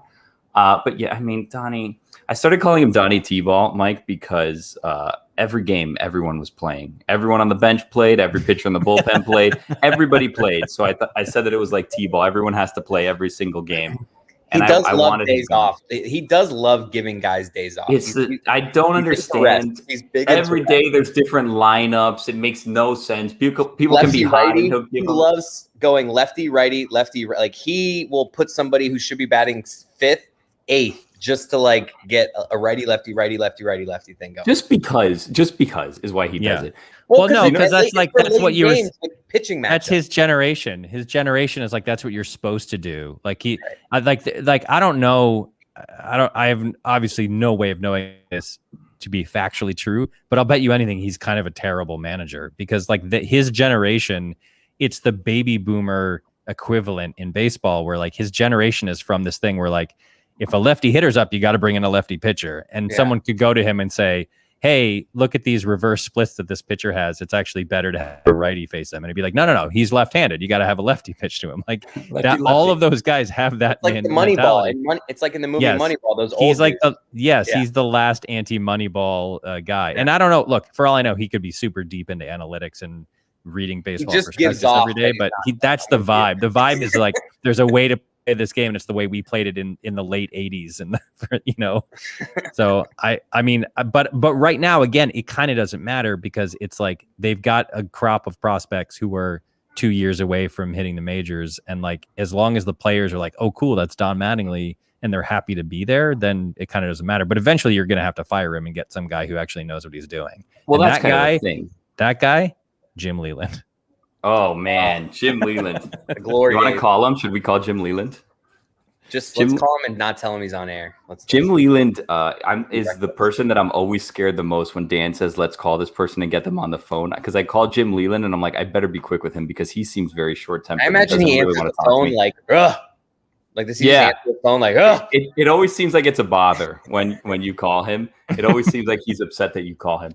Well, he's got to be what? He's like 85 or something now, right? Or 90? How old is he? He can't be 90. He's probably... He was 73 in 2000. No, he just... in 2003. He always looked 73. Like when he was with the Pirates, he looked 73. Or wasn't he 73 when they managed the team to the World Series? No, that was Jack McKeon. He's 76, Jim Leland. 76. I love Jack McKeon. You got your 70-year-olds mixed up. I love Jack McKeon.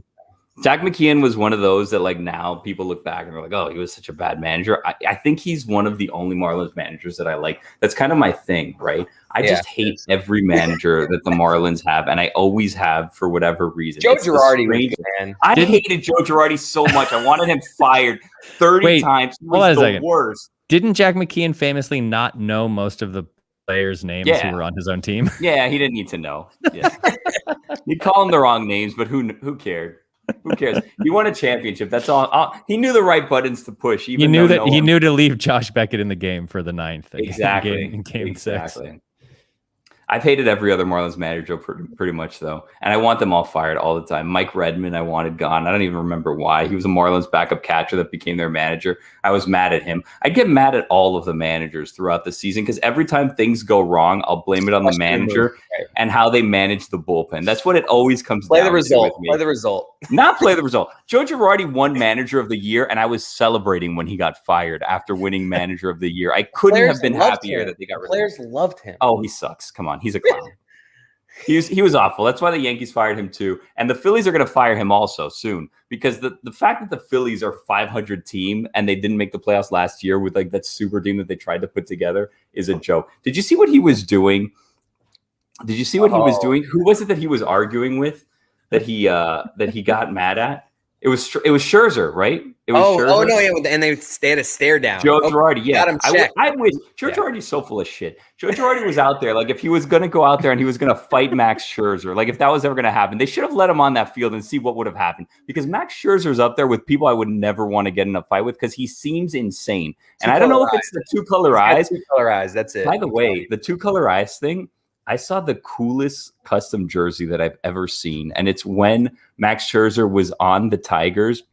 And I believe, actually, that it was the day of the Henderson Alvarez no-hitter because I remember this because they were playing the Tigers. It was the last game of the season. And then after we went down to the Clevelander, which is a bar that's there that has like the pool and stuff in Marlins Park that they've since gotten rid of. But we went down there to kind of celebrate the thing, and all the Tigers fans were there. They were going to the playoffs, so they didn't really care that they were no-hit. And someone had a custom Max Scherzer jersey where half of it, like the first 4 letters of his name were baby blue, and the other half were like the dark tiger blue, and the 2 numbers were split down the middle also because of his 2 eye colors. So there you go. Welcome, Dan. Dan, you got here just in time. Hey, Dan. You underestimate Joe Girardi at your own risk. Like I can picture him coming out of the dugout with a bayonet. Yes, like looking to stab somebody. He's the angriest dude, and he's the angriest dude in Major League Baseball. That guy. He finds so much value. He thinks there's so much value. I'm going to go get ejected for my team. I'm going to go get ejected in the first inning for my team. But the thing that you don't understand is he also thinks I'm going to go kill the shortstop. No, he doesn't. For my team, so that I can get some momentum in the 7th inning of regular season game number 84. Mm-hmm. No way. By the way, the Mavericks just traded Josh Richardson to my Boston Celtics. Wow. It's kind of a weird move. It's just the guy. He's like the Brian Anderson of the NBA. He's just the guy. Just breaking news on this YouTube stream. I love the idea of somebody like a Mavs fan or a Celtics fan just got that news from me. Holy shit. We got Josh Richardson. By the way, I started to talk about this earlier, and I was cut off by Greg Cody showing up. But I'm going to explain what's going to happen in this game. Because every time guys are traded to the Yankees from anywhere, it's like inevitable that they will win a game single-handedly for the Yankees within like 48 hours of being traded there. So the chances are extremely high that the Marlins are ahead in this game in like the 7th or 8th inning. Rizzo. And then either Gallo or Rizzo comes up in a key spot and hits like a 2-run double that puts the Yankees ahead. I love that the Yankees are not only a keg softball team, but they will be a team that will not move a runner over the rest of the season. And they will either walk back to the dugout or jog around the bases. No one will be sprinting for that baseball team the rest of the season. No, they're never gonna have to run. The most all or nothing team in the history of baseball. Just how many dudes do they have that are going to strike out 700 times a season? Wow. They'll have everyone in their starting lineup will have 120 strikeouts. Call it. Wait, let's see if that's true. But what is it? You know baseball, Mike. Like as the Rays do the stuff that they're doing, what are they doing with this all or nothing where they're doubling down on we're just going to go get a bunch of Rob Deers and Dave Kingmans? Yeah. Well, they don't have a choice. Like they can't suddenly become a different kind of team. Like they've built the team on power, and the guys that they got are just power from the other side of the plate. Like their problem, they think, was that they were too right-handed, and so they got 2 lefty power guys. But they weren't gonna go out and get 2 like speedy leadoff hitter guys. Like that's just not what the team is. So, I mean, they got the best right fielder available and the best first baseman available. Like that's like if you want to be on Cashman's side about this, like he got the 2 best guys who were available for the things that he needed. So, I mean, it just sucks because the thing the Red Sox needed more than anything is a first baseman. The first baseman the Red Sox have trotted out this year have like a 585 OPS or something. It's been horrifying. So Rizzo was the guy that we all wanted just because he's like a decent bat, and instead it's like a double whammy. The Yankees got him, and he's going to win. Either he or Gallo is going to win this game for the Yankees. I would bet an enormous amount of money. That's a little Stugatz in you making a prediction like that if it doesn't happen, no one will remember. But if it does, it makes you seem really like with it. Look at you. That's impressive right there. It's a little Stugatz, meaning it's a thing that can get me undeserved fame and riches. Then great. Why would I not engage in something like that? Were you the one calling Greg? Yeah, both phones. I don't think that landline has. Chris, when do you think the last time somebody called that landline is? I have that number memorized from 20 years ago. What is it? Yeah. The fact that he's literally to my mom, like, can you? With a broken foot. Literally has a broken foot. It's a broken foot. I was thinking of calling her at the end of that when he looked kind of sedated and telling her just, hey, let me get back through on some of these calls so I can enrage him again. Does he have a fax machine? I don't know that number. That would have been great. Does he not have a fax machine, Chris? I think he got rid of it like a year ago. You should buy him a fax machine and then give the number to Dan and have him fax things to him all day. Before we record podcasts, he'll be like, let me turn this. I'm like, Dad, that's part of your charm. Leave the phone there. Yeah. Don't mess with the phone. It's what the people want. Billy, what else is in your bag of Marlins stuff? I was looking forward to you going through all that stuff. There's a lot of stuff. I don't know if you caught the Andre Dawson Hall of Fame newspaper, the Henderson Alvarez batting practice jersey. Ooh, how about this one? All right, this one you're not going to think is cool at first, but it's a cool little thing to have. This is a Marlins 2020 schedule magnet that was given out the last day of 2019. So it has it has 162 games on it, even though they only played 60. Collector's item. It is. Valerie walked past the television when you were holding up something, and she just said, doesn't Mike Schur have anything better to do with his time and his mind than spend this with you idiots? I guess she wasn't thinking that we were going to bring out the Marlins maracas brought to you by Bank of America. Was that a giveaway? A free game day giveaway? It was a giveaway. Hold on, I have one more noise-making giveaway to show you. Why do teams always have to have hashtags? I saw the hashtag on that schedule that Billy held up. Chris, how bad did you feel on a couple of things? One, wondering why the Rays win, and two, making fun of Schur's Red Sox in a World Series that they never trailed in. I read a comment and I misread it. You know me. I'm playing the hits, Dan. This is a Marlins cowbell, and this cowbell is of significance, and I'll tell you why. This was given away on a Marlins Super Saturday, in which the performance Super Saturdays, Mike Schur, are when they'd have post-game concerts, and this cowbell was given away when the post-game concert was Willie Chirino. And the reason that this cowbell is memorable for me and for others is because Cody Ross hit a walk-off home run that I don't remember if it was a grand slam or not. And the fans decided, you know what we should do? Throw all of our cowbell giveaways on the field to celebrate this. Not you. So it started raining down. No, not me. I still have mine.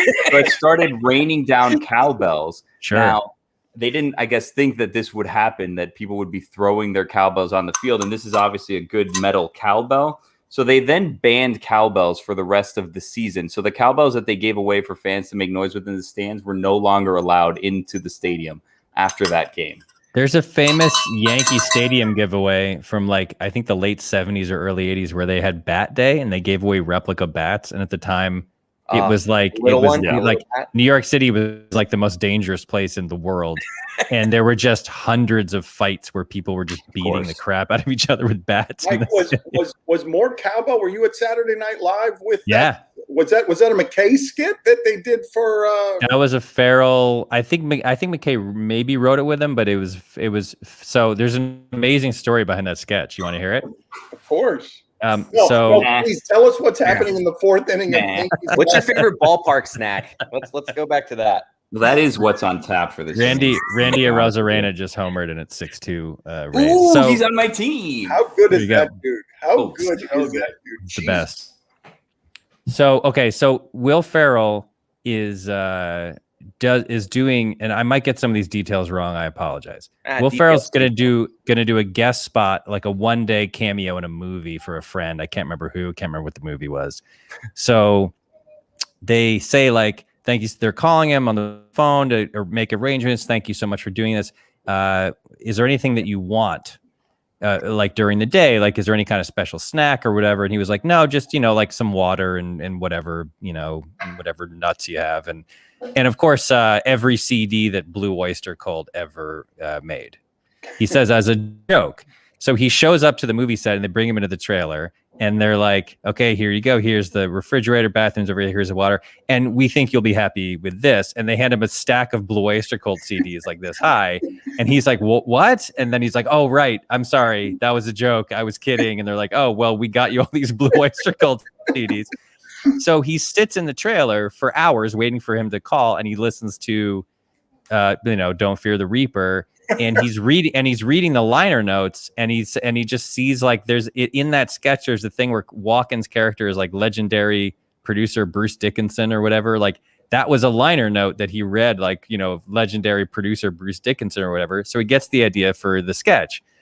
So he comes back to SNL. He writes the sketch, and in the first iteration, it was woodblock.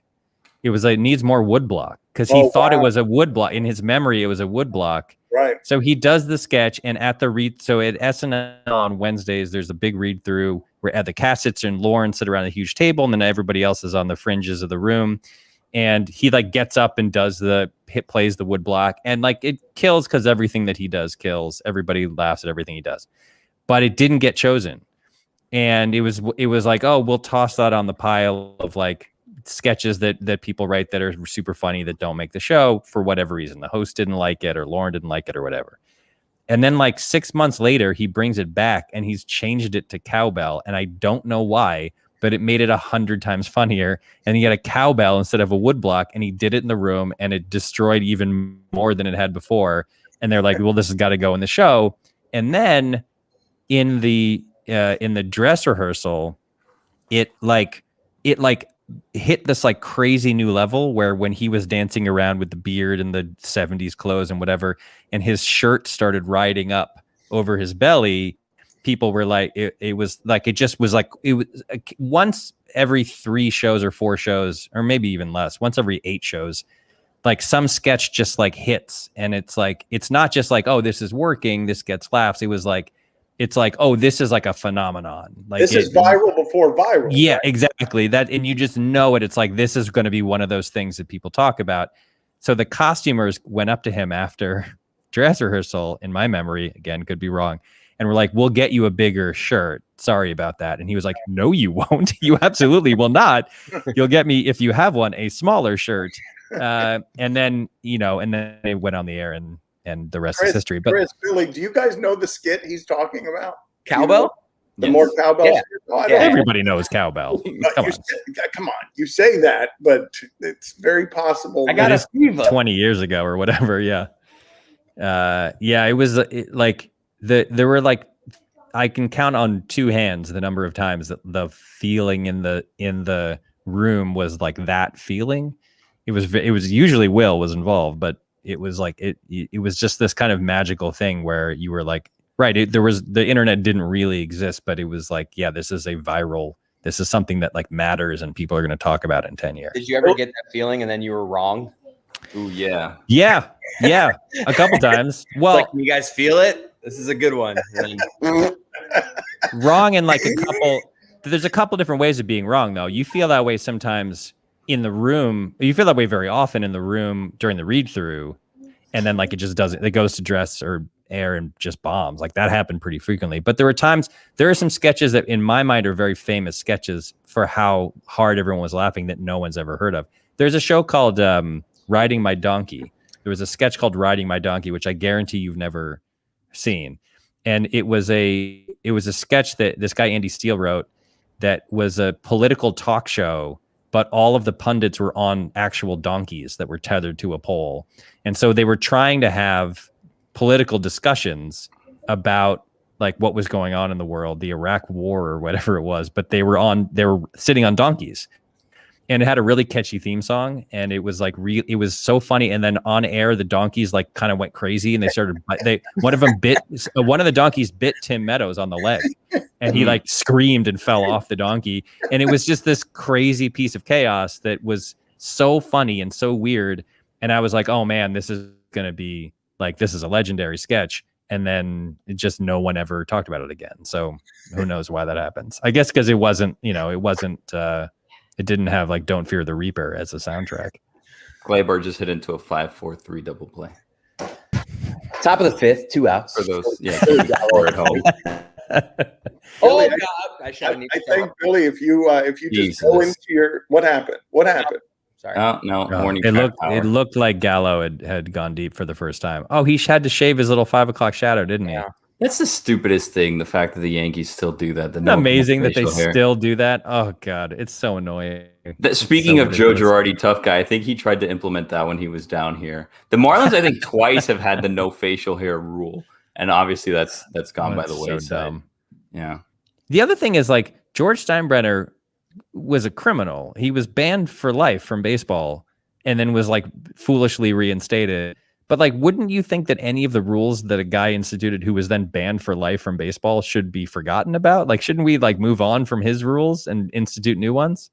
Is anyone with me on this? Aren't his kids still in charge? Yeah, there? Hal still runs the team and whatever, and they're trying to be like, it's like Donald Trump Jr. or something. It's like I'm trying to run the team like my dad did, but I don't think it's. I like Billy going through his stuff, emerging with something, and then you having a wonderful Hollywood or Saturday Night Live story accompaniment that has to go with it. I like that as a recurring theme here. Well, if you have a story about a WB Mason moving truck giveaway, I would be shocked. What is that, Billy? Why do you still have that? It's mint in box. Yeah, I mean, it's more valuable that way. Once I open it, this is worthless, Dan. This was the official office supplier of the Miami Marlins at one point in time, it appears. They're the official office supplier of the Red Sox. There's tons of WB Mason ads on the did the Red Sox ever just give away a little WB Mason replica truck for some reason? Yes, probably, yeah. They did.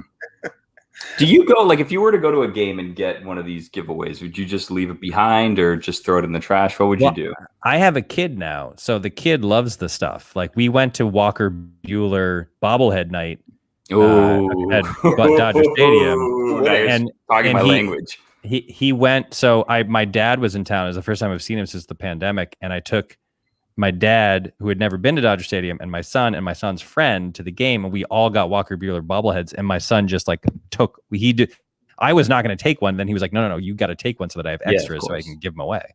Yeah. So yeah, he likes all that away. Stuff. Well, wow. he kept 2 of them and then gave one to a buddy of his. He's a nice kid. I store him for a rainy day. I'd go like with my parents, and I'd get like 4, and I have a closet filled with just bobbleheads. If you'd like, I can show you some of them. I brought them along. Your Marlins bobbleheads? I want to envision you, like, so when you leave the park with that little truck, like, are you holding that in your hand? Because I assume that usually it's kids that are leaving the park holding that truck. Are you with your family and you're the kid who's leaving? You're with your father and your mother, and you're the kid who's leaving with that truck? This specific truck? Yeah, so I'm gonna be honest with you. This is one of those, I didn't circle this on the calendar and say, you know what, I want the WB Mason truck. That's a game I need to attend. This was a surprise giveaway that I got there, and they handed me this truck, and I said, you know what? Okay, I'll take it. And this, I'm assuming, was from 2017, because that's when I had season tickets. So I had a ton of giveaways that year. So like, you'd walk in and then you just go to like the little store right at the front, and you're like, can I get a bag? And then you just throw everything in the bag. And now I have multiples of these. If you want one, or Mike, if your son would want one of these, just let me know, and I'll see if I can kind of send one your way. We're good. Thank you. Yeah. Mike, as someone who loves baseball, today was a fascinating baseball day. The Marlins are pioneers, man. Exciting. The Marlins are pioneers because they were doing this Nationals and Cubs dismantle champions and break your fan's heart, sending away everybody before anybody else was doing it. Yeah, they just did it faster than everybody else. Like, the Cubs held on to their guys for 4 years, and the Marlins did it the November after they won the World Series. But yeah, this was so exciting. And I tweeted this, and I truly believe it, that it was so exciting that Major League Baseball should change rules to make this happen more often. Like, all of these guys switching teams is going to inject enthusiasm into baseball, into all these cities, in a way that it wouldn't have if they hadn't done it. Like, the morons of the day are the Colorado Rockies, because the Rockies had just 2 guys. Everybody wanted Story and everybody wanted John Gray, and they held on to them for no reason. Like, the next 2 months of Rockies baseball are utterly irrelevant to everyone in the world. Story is going to leave. Gray is probably going to leave.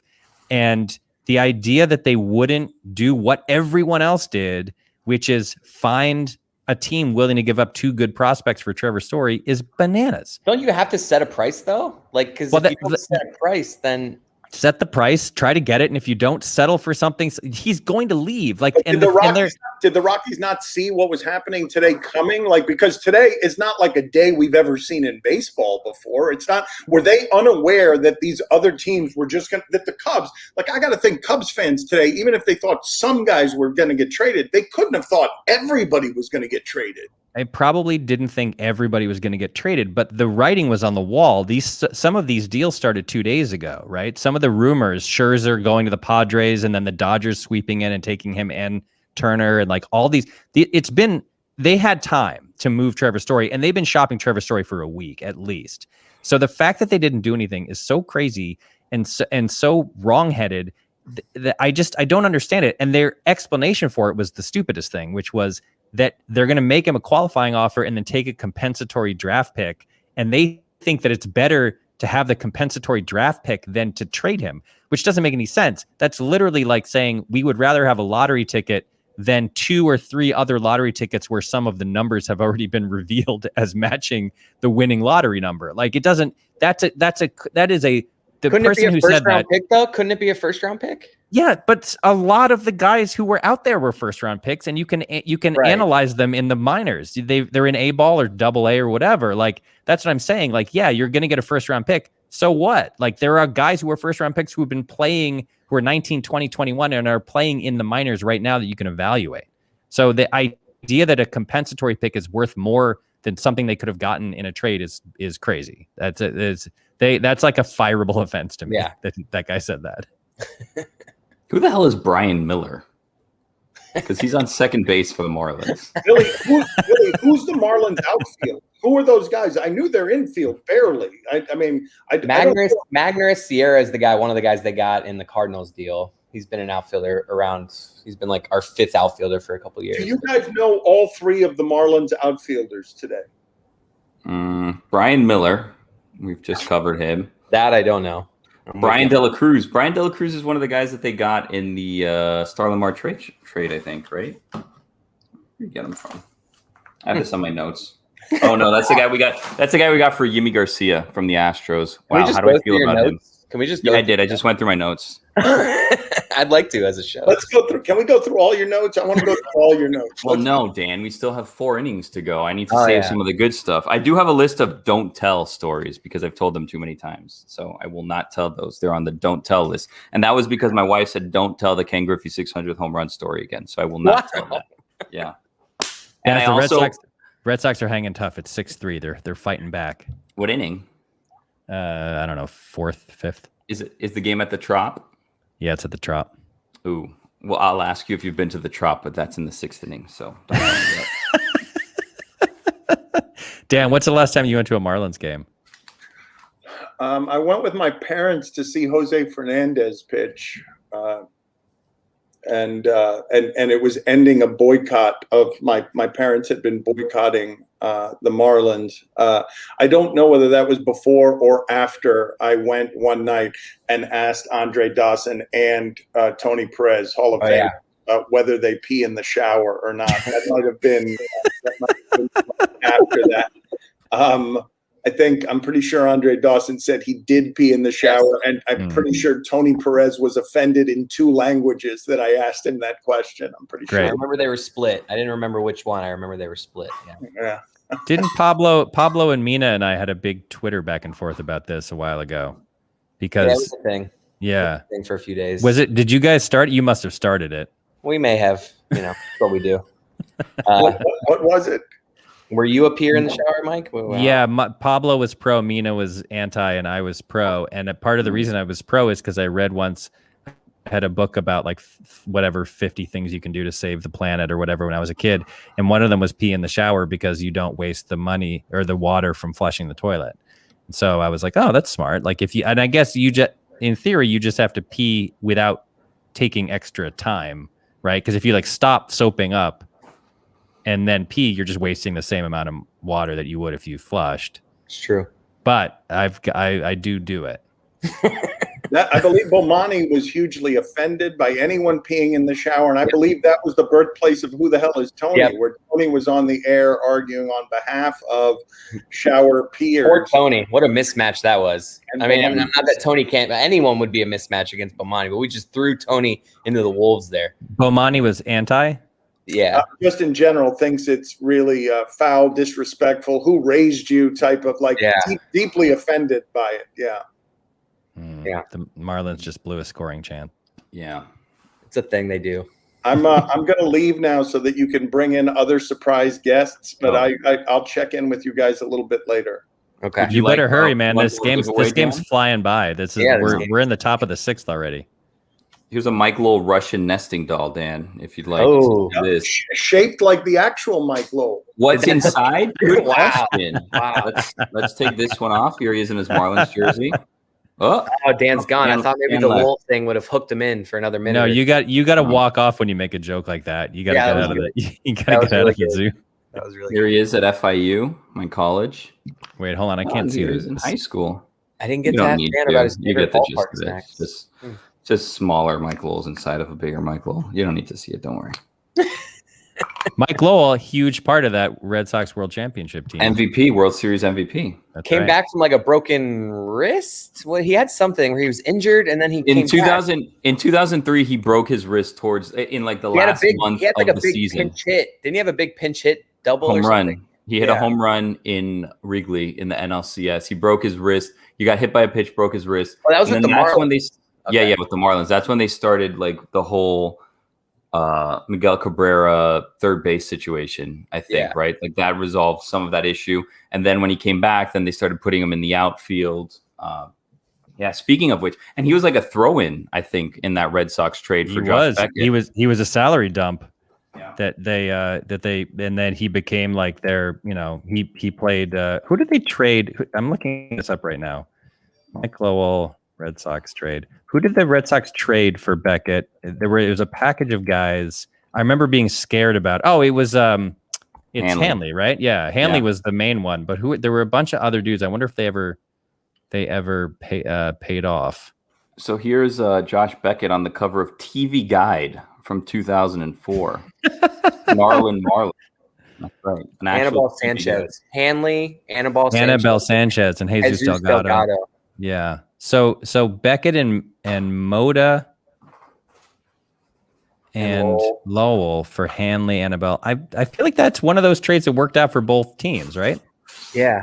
That worked out for everybody. Like Beckett helped win the World Series in 2007. Lowell was the World Series MVP. And Hanley went down to Miami and played great for 6 years. He won a batting title. Yeah. And he infuriated Tommy Hutton all the time, our local analyst down here, and it was great to hear him. Why? Hanley Ramirez bobblehead. Because Hanley wouldn't like run out stuff like sometimes, and he was one of those guys that was like, "If respect the game." He had Hanley. The turning point on Hanley for a lot of people was famously, it was like a ball lollygagged in the outfield. Yeah, so like what happened was he was playing shortstop, and it was like a little bloop ball that was like between him and the left fielder, and it fell in, and somehow he like kicked it with his shin, and it went all the way to the warning track. And he was just like casually jogging after it. As the guy was running around all the bases, ended up like I don't remember if he ended up on third or like got it inside the park home run while Hanley was like barely jogging to get the ball. And Tommy Hutton was like the old school.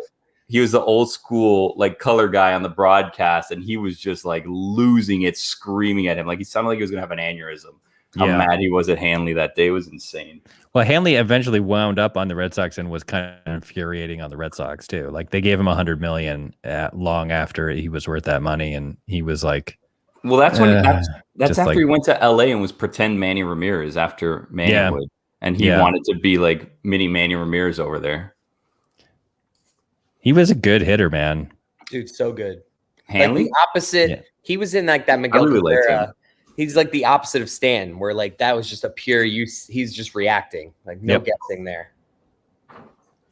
I was a big Hanley fan, but he's not liked amongst Marlins fans down here, like the hardcore ones. They still hate him for whatever reason, which is like weird to me. Yeah, interesting. Yeah, this dude's pitching a pretty good game against this new look Yankee lineup. Yeah, Thompson. We had a game we were supposed to play with you an inning ago on the very loose rundown that Chris Cody came up with, Mike. I don't know if Let's do it. That game. Yeah, I love games. Chris is the host of this game. The game is called Sure Thing or Nah.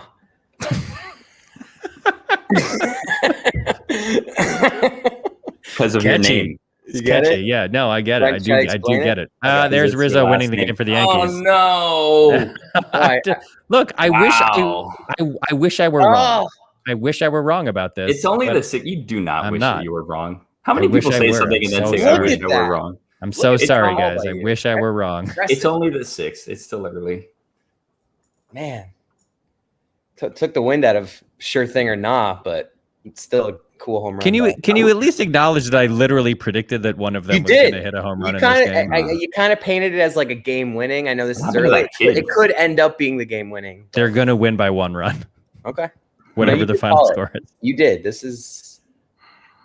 It's just the way it works with this team. It's just we notice things like this. Like Pudge, I remember his first game when we traded for Pudge. He came in, I think, like arrived late in the game. No, you're thinking of Paula Duca. I am thinking of Paula Duca. Catchers, trades. Anyway, catchers starting with P.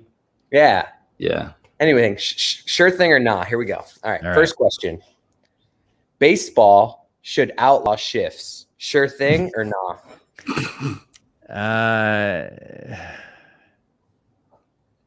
I don't think they should. No. Yeah. I'll say nah because I don't think they should outlaw them. I think they should put restrictions on them. What should they be?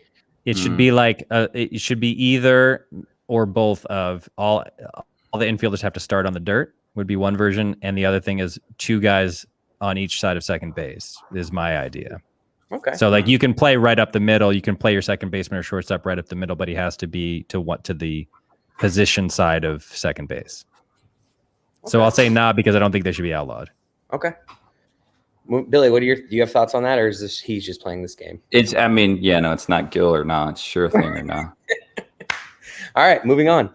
Next question. Parents who let their kids have devices at the dinner Thompson's being taken out of the game, 87 pitches. That was it. The Rizzo bomb did it. The ROM.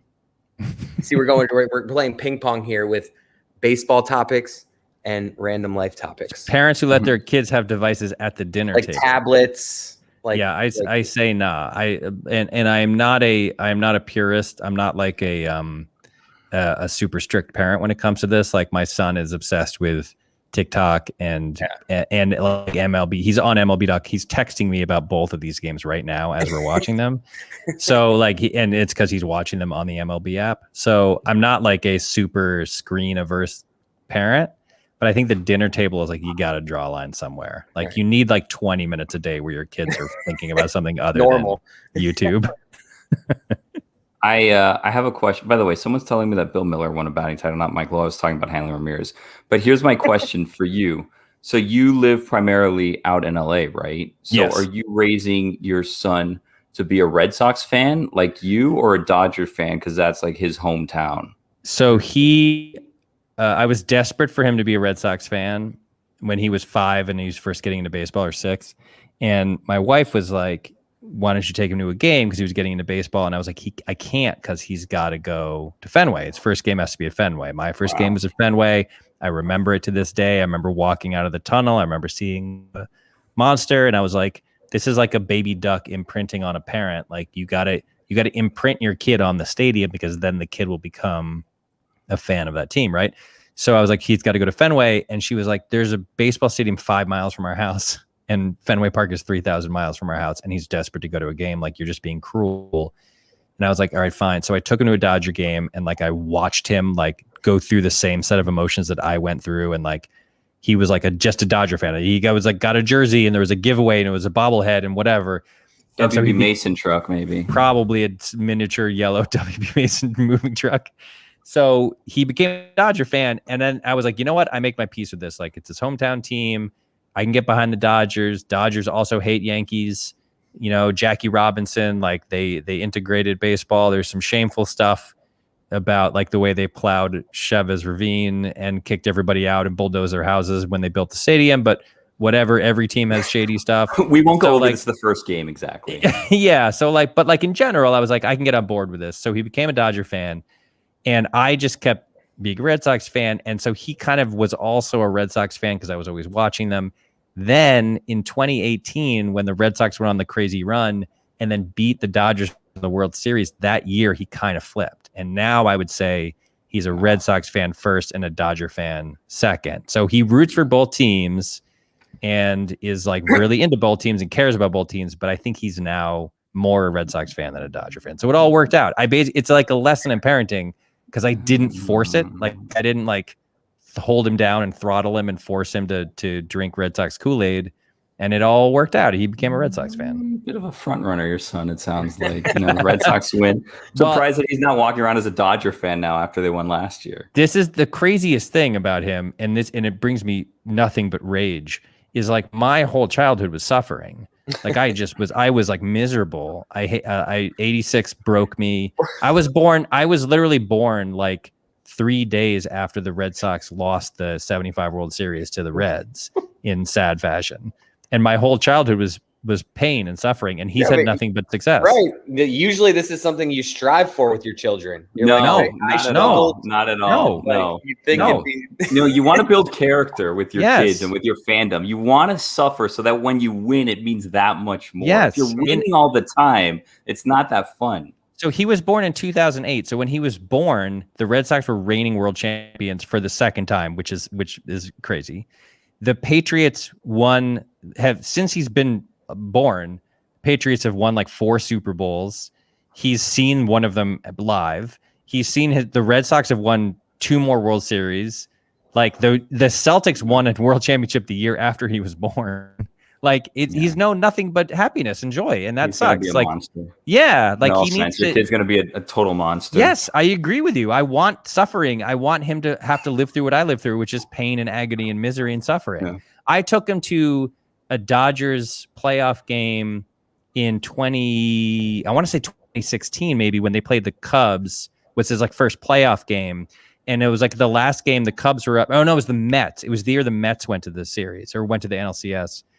And the Mets were up like 3-1 or 4-1 in the ninth inning of the game. And he was like, okay, here we go. Here comes the rally. And like in my head, I'm like, no, they're not rallying. Like the Mets are winning this game. But in his mind, it's like, this is where the Dodgers come back and win. And then I watched the Mets bullpen, whoever it was, like set them down very easily, 1-2-3. And I literally watched his heart break for the first time because of sports. Like I watched the like confusion and the like, I don't understand. Like, why didn't my team win? And I was so happy. It made me. I was going to say you were happier with that when his teams actually won. So happy that because it was like he was like crying in the car on the way home, and I was like, buddy, this is a really important lesson. Like when you're a sports fan, like your team is going to lose a lot, and it's going to break your heart, and like that's just part of the deal. If you're going to be a sports fan, you have to understand that like this is a thing that's going to happen to you a lot, and like I know it hurts, but trust me, this is good for you.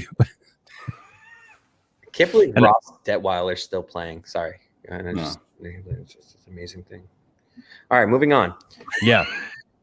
Balls and strikes shouldn't be judged by the naked eye of a 61-year-old man. Sure thing or nah? Sure thing, baby. Let's get that. It's time for robot umps. How annoying. I mean, we could even have them for some of the out and safe calls, but the fact that I'm looking at a box and it's a ball and in the actual game, the umpire is like, It's literally it's not fair. It's not fair to the umps. It's like the dumbest thing in sports. Feels so bad for them. They started doing this thing in this. There's a single A league, I think called the Southeast League, where they started doing robot umps and where like there is an ump behind the plate, I think, but then like it gets a beep in his ear, right, and it's like a strike or ball. It can still be there. Yeah, and a couple cool things happened. One is obviously the strike and ball calls were correct, but the other thing was offense went through the roof. Because it turns out that when you properly legislate the strike zone and don't give pitchers like 2 inches off the plate, up or down or whatever, then like the pitchers have to throw more strikes, and then the ball gets hit more. And so like they keep talking about like how do we solve offense in baseball? Like that's the answer, I think. It's like legislate the strike zone properly. Billy, you seem like a guy that questions that box, and you want the umpires there. I don't trust the box now. Why not? Because I'm trusting that someone that's working at the local whatever is putting it in the proper place and that it's being aligned to each hitter. I don't trust the box. I'm saying like on TV broadcaast, I don't trust the box. It's it's a series of laser beams. No, it's not a guy. It's like an intern that's putting it there. I love how the box. Look, right now the box is moving. As I'm watching it, the box is moving because the camera's moving. Because the camera's moving. Straight.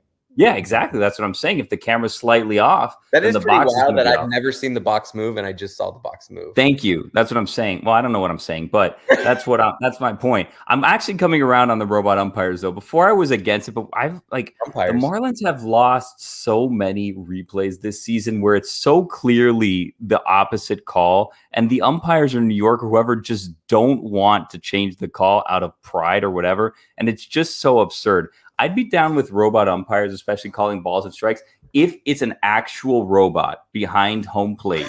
So there's still the thing, and the robot is shaped like an umpire. So it still has the body of an umpire. Yeah, and occasional arm motions that go up in the air, or like if they're going to shoot an arrow or something. Yeah. I don't know what I'm doing. That's not a terrible fake robot. I think that funniest thing about the system as it currently stands is that like the umpires on the field like run over and like a guy comes out with like a weird Vietnam era radio, and then they put like headphones on and like and they're up like, watching the screen. Yeah, it's like just have a guy in the booth who just like calls him on the phone and goes like, no, he was safe or whatever. Like it'll take so much less time. It's like it's ridiculous. Over and... Yeah. Anyway, like Gary Sanchez. Point is sure thing on that. All right, moving on. It's pretty cool that we've gone into the 6th inning, and that was like the first time we've had like silence. Look at us creating content. Do you hate Gary Sanchez also, Chris, the way I do? I don't have strong feelings about Gary Sanchez. I hate him because of the home run derby in 2017. That was at Marlins Park because he knocked Stanton out of the home run derby. And I was like, who is this guy, Gary Sanchez? Why is he knocking out Stanton? It was supposed to be such a cool moment. And then Justin Bour had like the crowd there was crazy. Have you ever been to a home run derby or an all-star game, Mike? No, I never have been. You should take your son to a home run derby. You should. The home run derby. The all-star game, overrated. The home run derby. I think the all-star game and home run derby are in LA next year. I think they're at Dodger Stadium. If you're going to do one, do the home run derby. Yeah, I mean, the thing is that it gets exhausting, right? Because you get to the point where, like, the All-Star game is the end of, like, All-Star week. So you've gone to the Fan Fest and the Celebrity Game and all of these different things. So the Home Run Derby is really, like, the most exciting part of All-Star week, I think. So once you get to the game, you're almost, like, hungover. Like, you're just tired and you want to be done with, like, this week of constant baseball activities. But in 2017, there was two Marlins in the Home Run Derby because it was at Marlins Park. There was Justin Bour, who was going against Aaron Judge in the first round, which was a total unfair thing for Justin Bour. And he put on a show. He had the crowd going wild. They did that timeout thing, and Stanton went over and gave him donuts to eat in the middle of the thing. He was putting some in the upper deck. Stanton was supposed to be the guy, the hero, because he was the reigning Home Run Derby champion headed into that season. He won the season before in San Diego, and he came in total dud in the first round against Gary Sanchez. So I've never let it go with Gary Sanchez. And then Aaron Judge, I knew was going to eliminate Justin Bour, even though Justin Bour, had an incredible first round. But that was like a coronation for Aaron Judge. And like, if you ask me, Aaron Judge kind of really hasn't done anything since his rookie year and that home run derby. A bit of a disappointment. I didn't ask you, but all right. Thank you for saying. In fact, another giveaway you said. Hey, Adnan.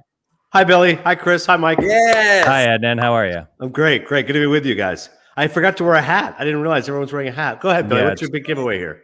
Well, this isn't so much a giveaway. It's more of a piece of memorabilia that I was given that I'm going to open for you. And it is actually a giant, and you guys can talk while I do this because this might take a little bit of time. So, Mike, I don't expect you to listen to this in the file. I know you have 100 other things to do. But me and Chris Cote just talked to Mark Harris. You know, he's a great cinematic writer. Mike Nichols, the great book, 600 pages. So Cote told me we were having him on. They sent me the free copy. I'm like, awesome. I just saved $37. Amazing. I'm going to plan this out. It's a 600-page book, 12 days, 50 pages a day. Great.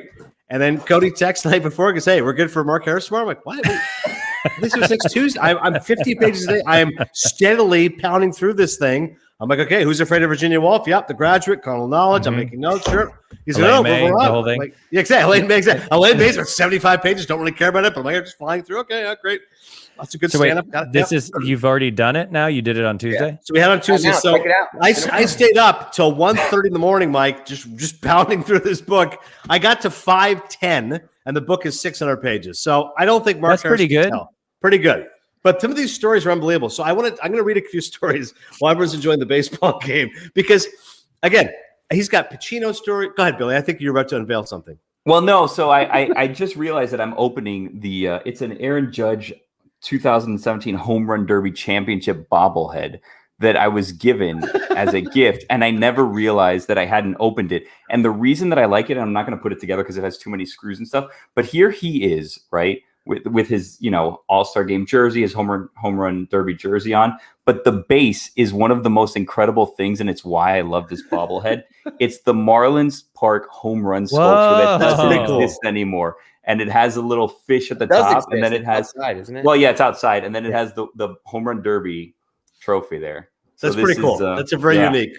And then, but before you read these stories, you should know that on every single TV talk show, when a person comes on and has written a book or been in a movie, and the host is like, so let's talk about your new book. And I absolutely loved it. That person has never read the book. Never once. Adnan always reads it. He's great about that. Yeah. But it's a great point, Mike. They're normally so disingenuous. It's just like, well, that's what Cote and I were saying. The first question is always, why'd you write the book? Yeah, what do you think? Well, I'm trying to make some money. Like, I have a score to settle, a vendetta. I'm trying to increase my reputation, trying to rehab my image, or I want some money. Probably all five. Yeah, that's right. So, in the interest of, and we're going to do actual Mike Nichols stories, but here's the best part, Mike. So I said, I got to rope in Cote somehow. So I've also read Pictures at a Revolution, which is Harris's great book about Bonnie and Clyde in the heat of the night. This guy, I love how it's just the books they pop up. Like it's just like, Listen, like Mike said, like being a guest on a talk show, I bring material. I'm not just showing up to discuss Giancarlo Stanton. He brings things of value. I bring just old Marlins giveaways. You bring literal garbage. Just trash.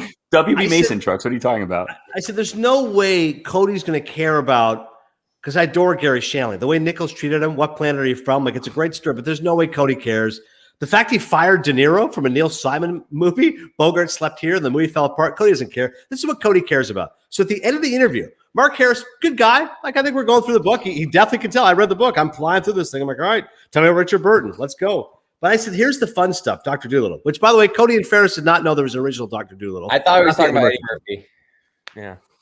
During one long evening at the Burtons, Robert sent their guests Tennessee Williams and director Joseph Losey running for the door when, in Burton's words, she insulted Rex. She's talking about Rex Harrison.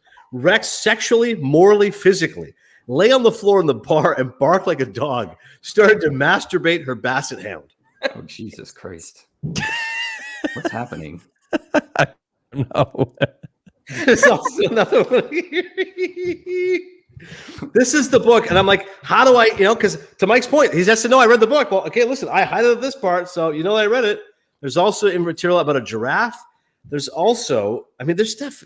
It's so sordid. And my point is this, Mike. I figured I would use this at the end to really prove to Mark Harris what a fan I was of his work. But I don't think the crudity helped. I think it helped Cody and it helped our audience. But I think he was kind of like, so you read my book and you just looked at the perverted parts. Go ahead. Wasn't impressed. Have you ever met Mike before today? No, first meeting. So you're like, your thing is in the first 5 minutes, let's talk about dog masturbation and giraffe. Because I knew he would be able to relate to the subject matter. He would know what it's like. So? Because he's a guest on the show and the guy's trying to impress him. He goes, okay, what's going to go with? So I figured masturbating a basset hound was definitely something he could at least appreciate. That's a weird assumption to make.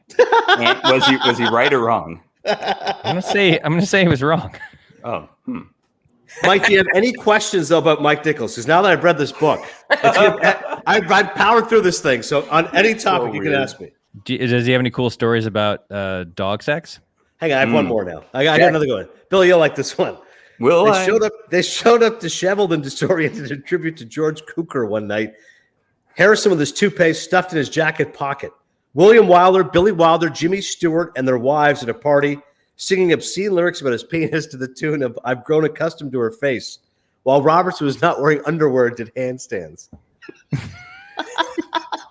What part of that did you say Billy will like this story? That's pretty why good. Did you think of just picture the image of like a middle-aged woman not wearing underwear doing handstands. Favorite Mike Nichols movie? Mike, go ahead. You can ask me any Mike Nichols question. That's what I'm here for. The Graduate. Are you here for that? Okay, The Graduate stuff is happening? amazing. No, it's perfect timing. The Graduate is amazing. I'm going to get to this in a second. So Hoffman is an unknown actor, right? He's just hanging out on Broadway. He's going to get a little bit of traction off Broadway, but it's not really at the point where it's flying. Mike Nichols picks him. Everyone's like, are you kidding, dude? Like, this is – I don't really see it. How about this? Nichols can be encouraging at times and generous, but also tough, caustic, and dismissive.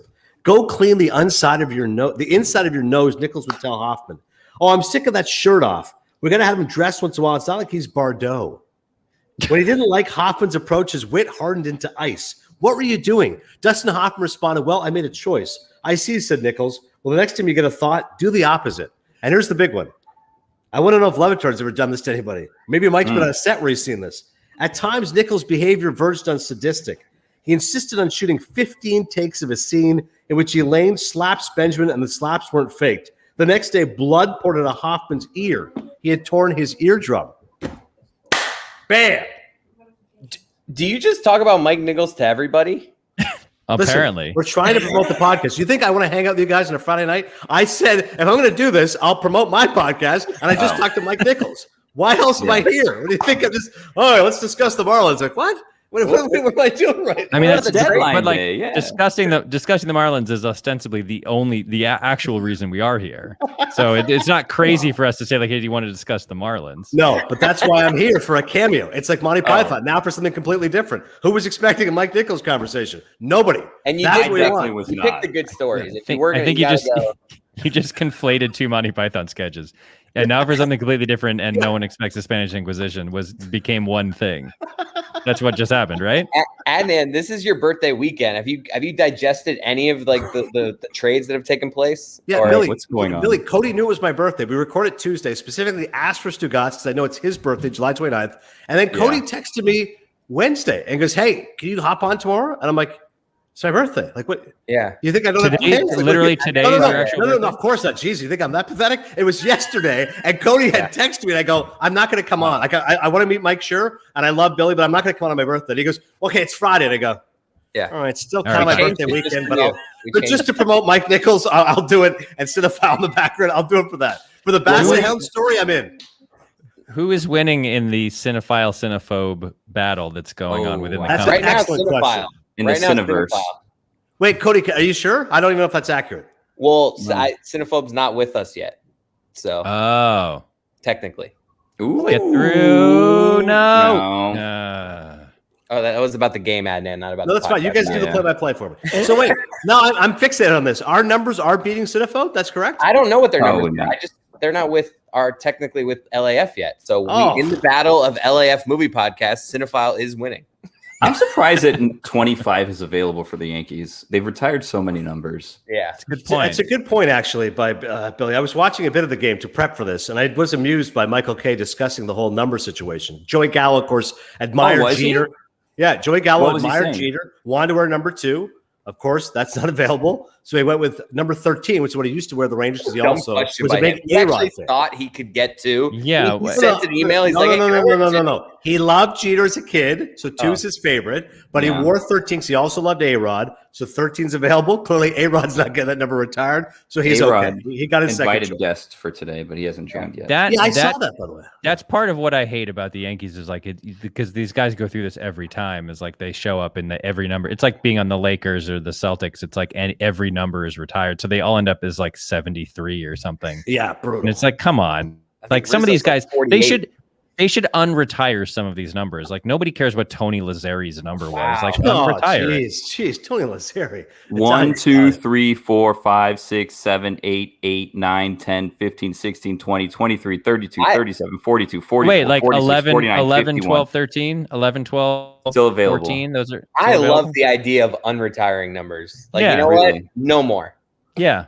Well, the Marlins did that with number 5. It was retired for Carl Barger, who was the team's first president, died before they played any games. They retired in his honor. And then Logan Morrison had them unretire it once they switched over to the new stadium. I mean, if you're gonna Because it do was it, like though, his, you it do was like his with Morrison. dad, I think, favorite number. His dad passed away, so they unretired number 5 so Logan Morrison can wear it. It was a bit of a thing amongst the Marlins fan community, not thrilled with Lomo for doing that. And then he was Lomo and kind of sucked a little bit. He was more successful on Twitter, I think. I was just You know gonna what say. Lomo's problem?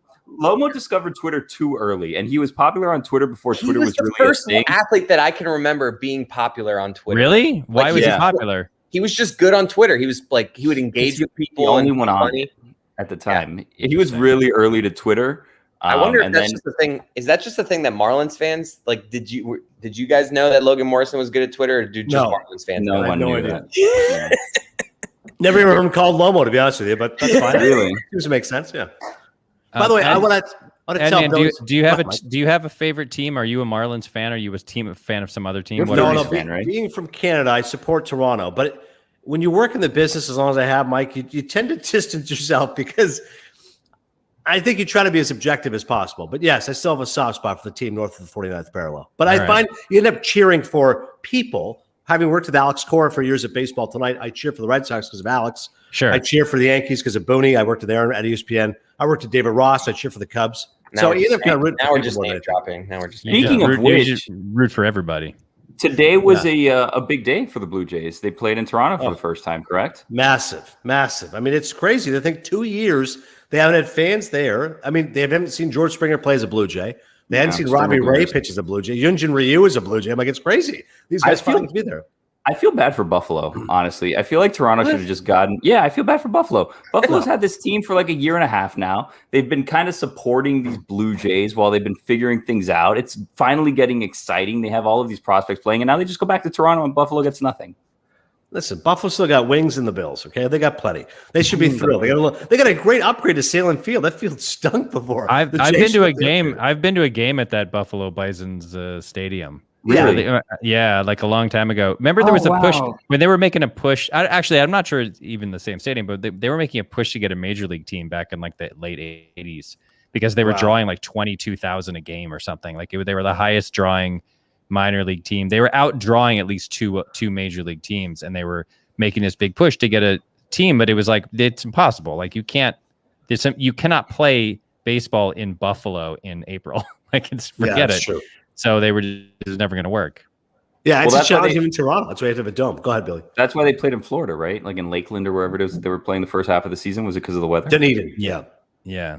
Yeah, exactly. Buffalo too cold. And the Blue Jays also got Jose Barrios today. That's a pretty big deal. Yeah. I like Barrios a lot. And I'm a little bit worried. They gave up Martin, who's one of the stud picks. I mean, like this guy's supposed to be a star. But listen, with prospects, you never know. Maybe the guy pans out, maybe he doesn't. But they needed a starter, and Rays had a great season. Rios, obviously, their ace. They need a good righty. Barrios is a guy who I always look at and say he's a very good pitcher, but he's not actually an ace. Like on the Twins, you always expected a little more, but I think he can be a great number two. He kind of fell apart. He fell apart in the playoffs that year against the Yankees, right? Like there was that year that he was supposed to. Yeah, that was bad. Yeah. So you give a couple prospects. One of them was supposed to be a stud in Martin, the third baseman, but for a year and a half, I mean, everybody was doing something. Your Red Sox got Schwarber, Cruz goes to the Rays, Yankees get Gallo. They didn't get a first baseman though. Adnan, they didn't get a first baseman. They needed a first baseman, and they did not get one. Yeah, I'm not sure I can totally understand that, but it's been interesting. With Boston, it's like I knew their offense would be loaded. I mean, maybe there were some questions. Hey, JD Martinez had a bad 2020, but I'm like, he'll be all right, and he's been all right. Devers with Cora there, jumps again. Bogart's great. All right, cool. And it's like the revelation's been this bullpen. The fact they're third in ERA, stunning to me. It's stunning. Well, these guys have come out of nowhere, like Josh Taylor, who was terrible last year and is good this year. And then Garrett Whitlock throws like 2 or 3 innings every time he comes out and is like a shutdown reliever. Like this is the Alex Cora weird X Factor thing where it's like, it's the kind of the same team as it was last year when they were truly terrible, bad enough to get the 4th pick in the draft. And now they're in. It's supposed to be a rebuild year, and they've been in first place the whole year. It's maybe crazy. Trash cans. I don't know. It might be trash cans. No, it's the Cora effect. Okay, normally managers don't have a huge impact. Alex Cora is winning manager of the year, and number 2 might be AJ Hinch with the Tigers. You're too close. You're too close, man. You know these people too well. AC is completely true. Ask Mike. AC is completely true this team around. Every single guy's like, Cora's awesome. Cora's the best. He's a great. Did you ever hear the thing where about Cora? I'm sure you did. Cora and Mookie Betts when he showed up the first time in 2018. On the first day, he went to Mookie Betts and he was like, "Hey, here's how we pitch you. Here's the book on you, and it's that you don't swing the first pitch, and so everybody throws you a fastball on the first pitch, and you should start swinging the first pitch." And then Mookie like went crazy and almost won the MVP, or did win the MVP? No, almost did. Yeah. But like that, or maybe he did. But like it was like I actually believe that he is the kind of guy who can actually make a difference with guys on his team that way. Like, oh yeah, the game against the Yankees, they were playing the infield back, and you literally see him tell Plawecki, "Hey, high pitch, just hit it down, hit it to shortstop," and boom, same thing.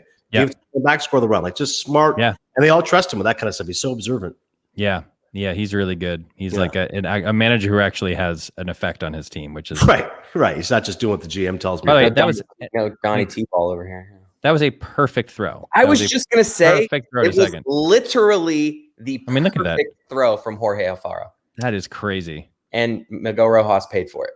Yeah. I'm going to tell my home run derby story and then leave since Billy was mentioning the home run derby. So we're there in South Florida. I had the great pleasure of meeting Billy and Chris, the rest of the team, Batard show. I forgot, Adnan, that we had met until I saw photos of us together in the studio years later. Because I remember there was just so much going on that weekend. I was so excited because I wanted an All-Star game my entire life. So it was like a blur for me, right? And I knew that we had talked. You'd been on the show a number of times. We've texted. And then I saw a picture. I'm like, hey, I totally forgot that happened because so many other things had happened. And I saw a picture with you, and I saw a picture also with Tim Kirchin, also in the studio. From the same weekend, I totally forgot that those things happened. It's true. It was a blur definitely that weekend. There was a lot going on. But Kirchin and I are there doing baseball tonight, and we finished with the show. And, of course, it's a real fire drill to grab this set and run off. And sure enough, there's Pitbull. And I'm like, I gotta do something here. So I go over to Pitbull, and I just said, I got to do something here. And I just said, hey, if you got a second, I go, my buddy was a huge fan of yours. If you could just say hello. He's like, yeah, no problem. So I go over and I break. He didn't say no problem. He said Dolly. He said Dolly. He walks with me because he was in the vicinity, and I go, Tim, this is Pitbull. And so mean. That's so mean. Pitbull gives like the half handshake hug, and Tim has no idea because Tim's going to do a handshake. He doesn't know what to do. So it's very awkward, this kind of motion. And then Tim goes, I was paralyzed by what to say, and said, I'm a huge fan. And I said, we're just going to get one picture together, and it's a great picture. Again, they get the clasp hand. And as I tweeted, it's Mr. Baseball meets Mr. 305. Fantastic.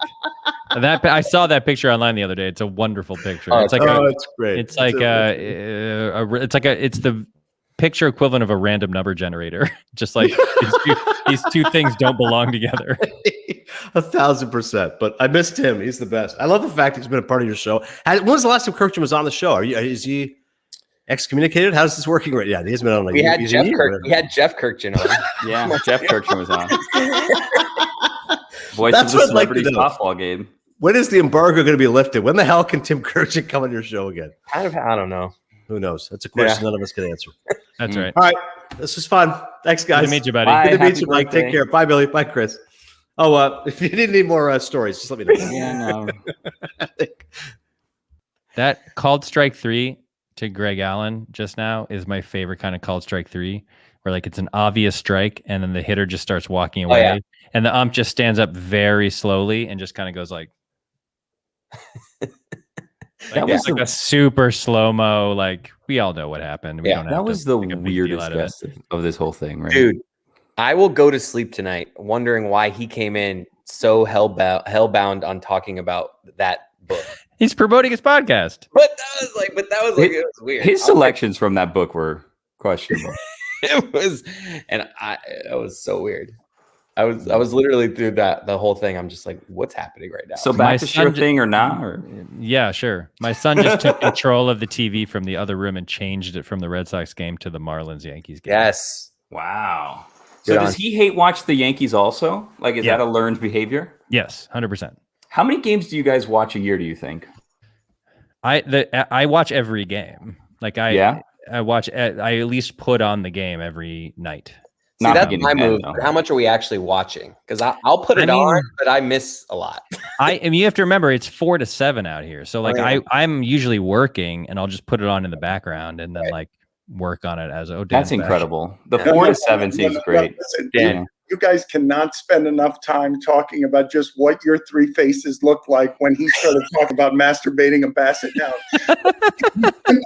You simply cannot let that pass without any more comment. The three of you recoiled from your computers, terrified. You cannot just let that pass without talking about it. What do we do there, honestly? Like, I was just trying to move past it elegantly, but thank you for busting back into the Zoom. Okay, just to be clear then. Okay, I want to be clear. Somebody who comes from the world of comedy, from The Office, from Saturday Night Live, you were trying to move elegantly past the masturbating of a basset hound? That's Well, I don't know. Look, there might be kids watching this. I don't want to linger on that image. Your child's in the room changing the channel. My kids are 20 feet from where I'm sitting. You're wishing sports suffering on your kids. And you were. You have to. That's good parenting. And That's I'm good parenting. I'm not going to apologize for this. 100% good parenting. 100% I'm wishing suffering on them. Yeah. Yes. I've never heard a parent say, I grew up in pain. My kid should grow up in You pain. need Yes. to. Yes. You need to. It builds Thank you. character.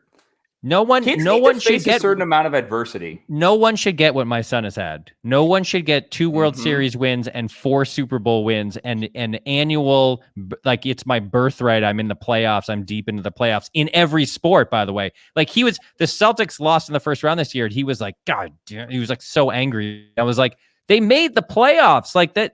Like my teams didn't make, the Patriots were 2-14 every year. And the Red Sox were 12 games under 500 every year. He was sad because one of his teams didn't go to the championship game. it is important in a child's development for them to learn as early in life as they can that they can be watching something and maybe Adnan Virk will appear and talk about masturbating and basketball. That's less of an important lesson. That's less of an important lesson. Character. That's a bad lesson. Dan's right. Dan's right. It builds character. Not a lesson that they need to be learning. I hope that they just put on our social media feeds your three faces when that just stunned confusion. Is this cinephile? Is this a recording? Like, what's he doing? Did he talk about that on the podcast? Yes, that was a rerun for me. I heard that. Yeah, that was. Good. Yeah. Why didn't you say something? Why didn't you step in? I was sitting here like, why is he doing this right now? Does he think this is cinephile? Like, why? Was he nervous? Was he nervous to meet Mike? Were you more embarrassed by Adnan's behavior as his producer on his podcast or your father's behavior today? Well, my dad's he's like the Stugatz thing where he's bad, he's good. So like that hit, even when he was terrible. I feel like there was a 2-minute period with the Adnan thing where we were all like, is this good? What's happening? I want honest thoughts from the three of you. I want you to take me back. Mike, you're meeting Adnan Virk for the first time. That's right. That's like a third meeting conversation at best, if you're like really comfortable with how the first 2 meetings went. I think that's more like we've been friends for 4 years and we're like having a drink and you're like, oh, I read this funny thing that I'll share with you in private, not on a YouTube stream. He came in guns blazing. I want to know what your private thoughts were as that happened and as you stared straight ahead looking scared, the three of you. My first thought was like, is this like, what's the MPAA rating for this YouTube stream? Like, are we allowed, like, is this bad? Do we need to bleep this? Or are we on a delay? And then after I realized it didn't matter, my next thought was like, I can't wait till this is over. Like, I just want to get through this. I was looking for more giveaways to just talk about because I had the bobblehead that I thought this is an okay bobblehead. And then as I'm kind of putting it back in the box, my world is crumbling around me. I loved how incredibly strange it was, how incredibly awkward it was. I couldn't stop moving. I was just feeling uncomfortable. I was just like, please, this is like, what's happening? You know, like 7 times what is happening. And it's the second time it's happened to you this week. Yeah.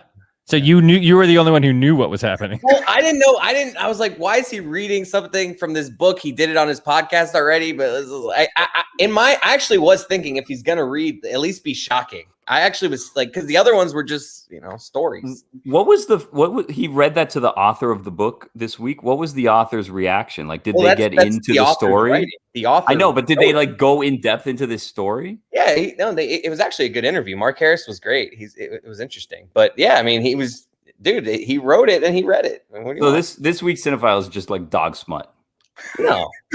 Whittingham just texted us a freeze frame of the three of us listening. You guys have no idea how funny that was. There will not be anything funnier here. And I maintain, Schur, that whatever it is you've done in your life comedically pales compared to. Wow. Thank you, Dan. That's kind of you. I'm a professional writer for 23 years. He was on the OC, Dan. Okay. Billy's just looking down. Billy's just like, what's happening? You're the only one who it really captures properly is Chris. If you can zero in on Chris's face, there we go. Yeah, that he's the one who's like, well, you're just too polite to kind of like react like, this is. I have a look on my face of like, oh, don't do this. Oh, no. Mike, have you ever give me a more awkward first meeting of anyone? Yes, this is good. This is a good game you have ever had in your entire career. Good on Adnan, man. You got to stand out. You're never going to forget meeting Adnan. You aren't. No. I'm not sure I have a more awkward first encounter with someone. You probably won't have one either for the rest of your life.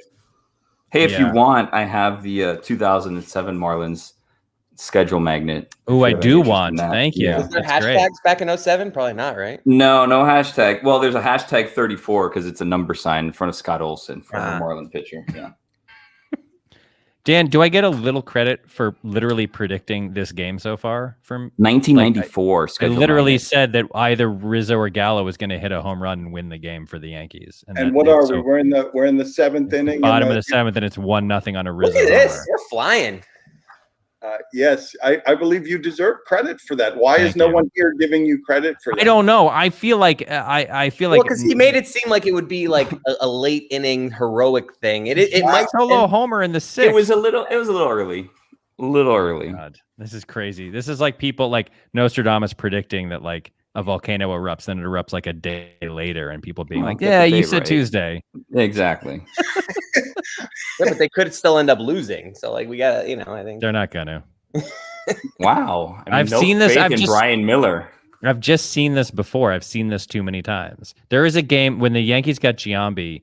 I was at SNL. Yankees get Giambi. Giambi sucks for the first month. He can't hit anything. Yankee Stadium's booing him. Whatever.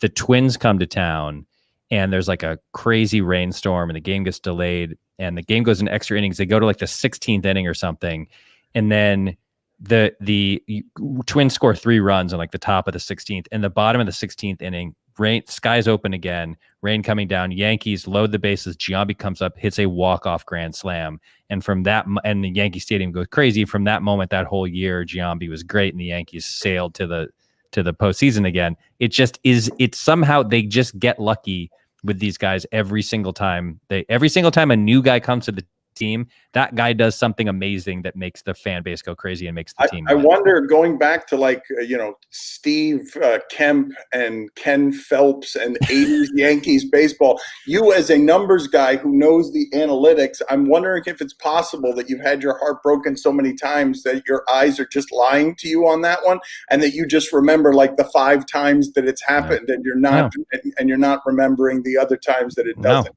No. That's not the case. They every time they get anybody, Luke Voigt. They picked Luke Voigt off the scrap heap, and he showed up last year and 2 years ago, whatever it was, and like led the league in homers. Like no one knew who Luke Voigt was. Luke Voigt sucked. He was a middling player on the Cardinals, and then they just pick him off the scrap heap, and he becomes a home run leader. Like that's just what happens. I don't know why. And it's not just because Cashman's a good GM. It's because they live to torture me. That's why. That is. I believe there is an analytic stat for that, and they lead the league in living for torture. Yeah. They do. They just they're whatever. They came in today 9 games behind the Red Sox. They're gonna win the AL East this year. They're gonna go on a crazy run, and they're gonna be like 2 games behind the Red Sox. You're still scared of them with all the Yes. All season. I thought that Aaron Boone's about to get fired all season. He was, and then they won the first game of that. If they had lost the first 2 games of that Tampa series, Cashman would have like been a seller, not a buyer. But they won the first 2 games. They went out and got Gallo and Rizzo, and now they're going to cruise to the playoffs. I'm telling you. Should we get Whittingham, back? Whittingham just confirmed, by the way, my Giambi memory. I don't forget these things, Whittingham. I don't forget them.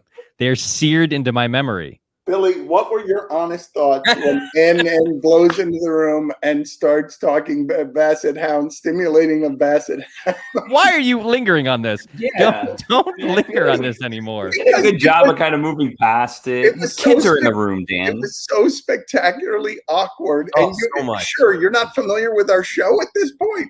And if something terrible and awkward happens, you don't run past it. Well, you know what it is I like it when I'm listening to it. I like it less when I'm a part of it. 100%. And when I'm kind of one participating in things like this, it's a lot more fun than when I'm trying to kind of navigate away from those things. I'm wondering. You guys are always the ones responsible for doing it to me. Yeah, exactly. Yeah, that's why it's fun. Now you're doing it to us. Look at you. Look at you. Granola time. You know what I don't understand is I don't even know if that was intentional. Like if Adnan said, you know what, this will be funny to just drop on there, or if he actually thought this is a good thing to read. That was a very poor reading of the room. He thought that was going to kill, and it horrified all 3 of you. That's why it was funny. Yeah. He was like, Schur's in the industry, he'll get this, and like he was trying to connect with Mike there. I think that's what he was trying to do. I think he even said you may have seen this. at one point in time. He did, So yeah. this is a normal thing that happens. I want an honest answer to this. If your phone, for some reason, if it came up and you saw Adnan Virk's name, are you letting that go straight to voicemail for the rest of your life? I'm not taking that call. Would you like to Be out come of your on mind. Cinephile? Would you like to come on Cinephile in the coming weeks, maybe? Tell me about Cinephile. What's Cinephile all about? No, that's Cinephobe. I think you're setting up there. No, I want to know what Cinephile is. Oh. It's that. It's what you heard there. It's Adnan reading. It's masturbating Basset Hounds. I'm not good with dog breeds, so I just Googled Basset Hound. Like, this makes the story even weirder for me. Are you about to do like a top 5 of dogs that would be easiest to do this to? Like, what's happening right now? Is who gonna do that? I don't know. It seemed like it seemed like you were about to say, I'm looking at a Basset Hound, and it seems like it'd be tough to do. No. Give me comedically the name of a dog that is just funnier. No. Visually Whip it. Whip it. Ah, That's get it. that's good. You get it. That's kind of like sure thing or nah. It just is so brilliant that you like can't deny it.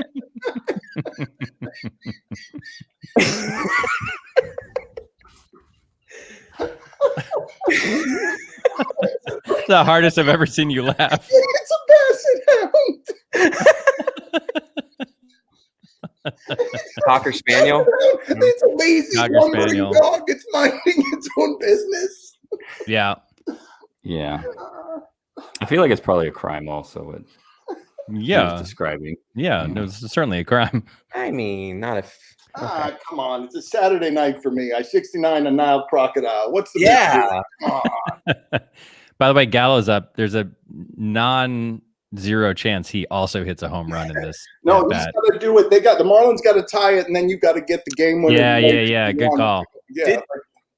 Yeah. Did Adnan tell us that did Joey Gallo really ask to wear number 2? It's really one of the dumbest things ever requested. Yeah, there's no way that's true. No, I think he wasn't. I think he wasn't saying that he asked. I think he was just saying, I can't wait. Number 2 is my favorite. I number. wouldn't I can't want have to. that, so I have to do something else. But it's pretty funny that he's not got A-Rod's number. That's a pretty good. That's like the only cursed number in the history of the Yankee franchise. Yeah. Hey, Richard Blyer, Chris, your friend is still a Marlin. High school teammate. Small world. Does he remember you? Yeah. Cody, who did you hit the home run off again? Oh, I love that it's turned into a home run. No, it was a sharp line drive single off of Matt Latos. Matt Latos, right? Yeah. Yeah. So did everyone else. Center, left, right. Did you pull it? It was to right field. It was a seed. And You're it behind was, it, though. it was hit so hard that it one-hopped the right fielder that the tying run, this was in a district playoff game, the tying run was on second, couldn't score from second because it was hit so hard. Man, that's your only problem was you hit it too hard. I know. I Yeah. should. Yeah. It was a short porch in right field too, so it was just no shot of sending him. That was a big hit for me, tying in the district game. Who knows where you would have been? I know. Where's Latos now? He's on his couch. Did he ever recover? He's on the same thing. He's doing the same thing I'm doing tonight. You guys were so right about Logan Morrison owning Twitter at the beginning. You guys Too were early. right about that. It's crazy. And you were also Oh wait, Judge just got hit and he's jawing at the pitcher. This is interesting. Oh, shut up. Oh, at my teammate? Yo, back up. Richard cannot fight. I've seen him box. What? Yeah, we used to have in high school, we used to have like boxing nights on Friday where we'd all go to this like rich neighborhood and in this like tennis court. And then we would all put on boxing gloves, and I wouldn't. I would just kind of watch, but people would box. I mean, what is he complaining about? That's just a pulled fastball that hit his foot. Like that wasn't intentional. He's wearing a pad. It hit a pad. Yeah. Pretty sure Richard Blyer got ejected last week and he like flicked off the umpire. Yeah, he did. He did. You don't see that a lot. You don't see that a lot in ejections in sports. It's kind of an automatic ejection when you give them the middle finger, I think. But robot umps wouldn't be offended by it. Hey, Judge, get vaccinated. How about that, buddy? Wow. Why don't you stop complaining about that fastball and get vaccinated? Yep. I don't think he can hear you. I would love a Mike Schur screed about people who aren't vaccinated in this country right now. I would love right now for you to take this opportunity. I'm ornery right now because the Rays are beating up on the Red Sox and Rizzo's going to win this game. The headline tomorrow is like Rizzo wins the game for Yankees. I'm feeling it. The headline's going to be Schur predicts game winner from Rizzo. As it should be. I literally look. There's at least this is being recorded and people can go back and check because I literally predicted exactly what has happened in this game, and I want credit for it. I will give you credit right now. Thank you, Billy. The need for credit on this is interesting. Look, I've been suffering. This particular thing has been causing me pain for so long. The Yankees acquisition that shows up and like saves the day for them.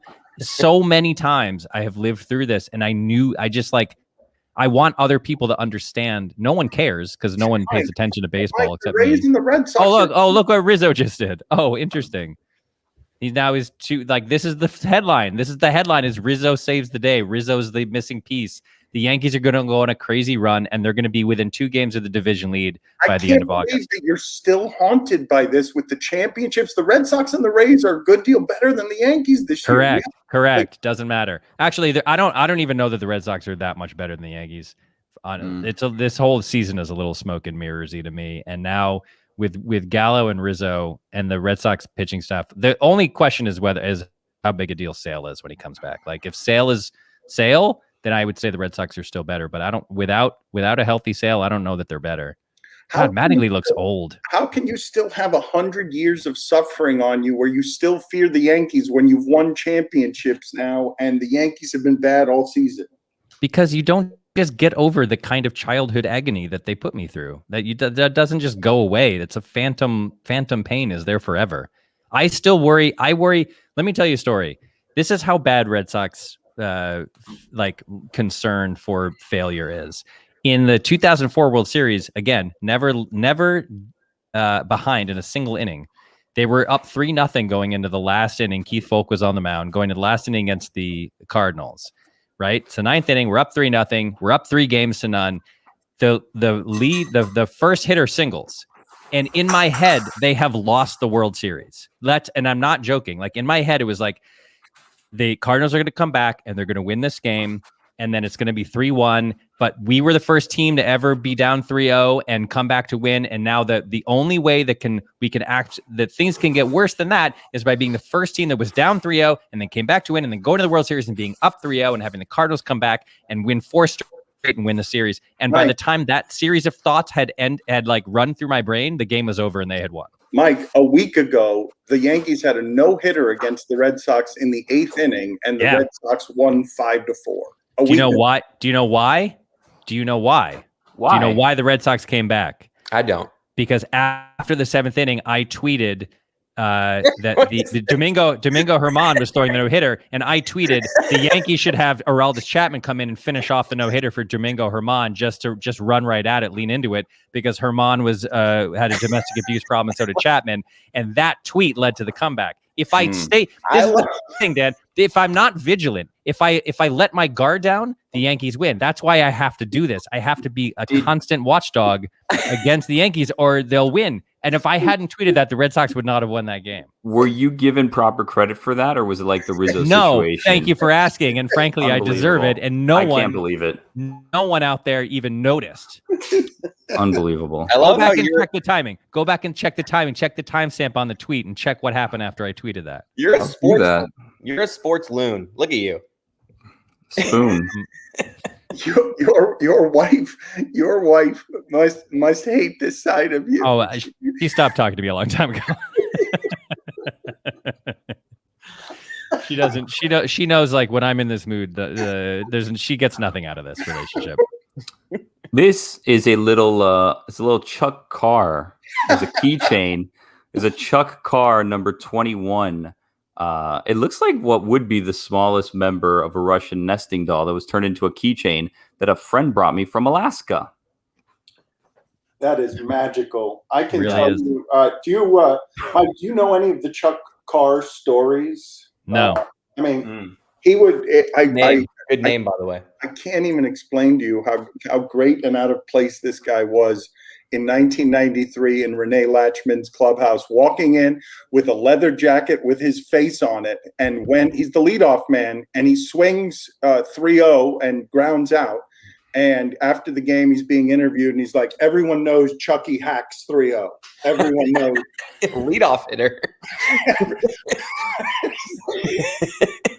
What was that, Billy? I'm sorry. What were you showing us? This is a thank you for asking, Dan. This is a VHS 1993 Blockbuster Video presents Florida Marlins, a great beginning. Oh my God, I would pay so much for that, Billy. It's a recap VHS that. from the Florida Marlins first season. Is that a Blockbuster It logo? is. Presented by Blockbuster Video because Dude. Blockbuster Video was owned by Wayne Huizenga, who also owned the Marlins at the time. And in this very video, the reason I brought it out is because there was a whole top 10 list of Chuck Card catches because he made these great catches. Wish I had a VHS. I would want to watch that so bad. I'm not kidding. I have this one, and then I also have this one called The Show Is Coming, and this one's The Making of the Marlins. Oh my, and it's another VHS from Blockbuster Video. I don't have a VHS, so I don't know what I would do with it, but I need them.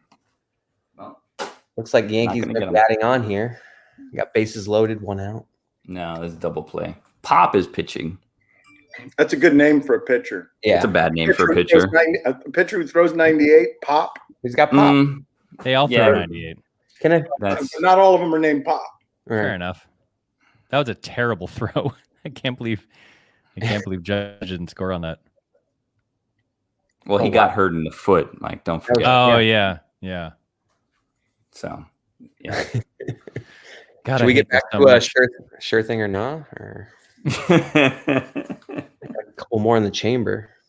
Do you? What do you got? Yeah, bring it on. All right. Sure thing or nah? Regularly letting your gas tank go below 50 miles on the range before filling up. This is a trap. This is a trap. I'm about to get made fun of. You never have an electric car. Oh, yeah, I drive an electric car. Yeah. So all right, moving on. What's the battery equivalent of 50 miles? I just charge it every day because it's easy. Mm-hmm. So I would say nah. I would also say get an electric car if you can, or get a hybrid. I regularly let my gas tank go very low. I've heard you guys talk about this on the show. You let it get you press your luck. You play. You roll the roulette wheel. You call it a dangerous game. I enjoy the game of like, I got 61 miles left. I can get to work. And back. I can't do that. Gas or electric, I can't do that. I get too nervous. But also, I don't know but there's bad traffic in Miami too. Like I'm always like, if I have enough to get somewhere, I'm always like, what if there's traffic and you just sit there with the air conditioning going for like a half an hour? You're screwed. Have any of you Don't roll the dice. Have any of you ever run out of gas? I have run out of gas. Of course, I play the dangerous game. Yes, I have. Like twice in my life, I've run out of gas. What happened, This Billy? game's over. 2 runs scored. Oh my God! Now they're just throwing it around the infield. 3-0 Yankees. It's better than extras. I take extras. I'm enjoying this. No, I'm enjoying it too, but it's just By the way, who hit that? Who hit that? Gallo? Was it Gallo? No, it was Rougned Odor, who sucked so badly for the Rangers that they dumped him for nothing, and now he's like the Yankees 3-hole hitter and has like a 900 OPS in the last month. Isn't he the guy who kicked the holy shit out of Jose Bautista? Yeah, he's the guy who punched Bautista in the face. Yeah, right in the face. Right in the kisser. doing the wave at a baseball game. Sure thing or nah? Nah, come on. Really? Let's move on, people. With your kids? You wouldn't do that? I for a while I would do the thing where I would stay in my seat but kind of lazily do that. Oh, the one hand thing. Now I don't even do that. Like I don't really? even. I know Billy's going to say right now that I look like the kind of guy that would start a wave. There's no one worse in sports fandom than the guy who's insistent on starting the wave. You started the wave before. No, I haven't. I'm a heckler. I'm like more of the heckler guy, Billy. I thought that you said that you're the guy that turns around to the crowd and says, "Come on, get up." And that's not the wave, Billy. That's in like when the bottom of the ninth is coming and it's time to like get up for your team. And that's rally cap guy. You tell them, and then you start going. When the meter's going, Billy, the meter's not going to go up unless everyone gets loud. So I need I've heard that. Yeah. And the meter going up is important to you? I mean, well, it's a real thing. Every stadium has an actual meter. It's not just an actual video. No, it's science. Yeah, no, it's sometimes the meter goes down. You've ever seen the meter go down? No, I haven't. It brings shame when on the fans aren't getting up, and then it starts going down. I love Chris. The meter goes up is important to you, coming from the guy who says, "And do you know why the no-hitter stopped and turned around? Because I tweeted about it, and no one gave me credit for it." Nobody, not a single person.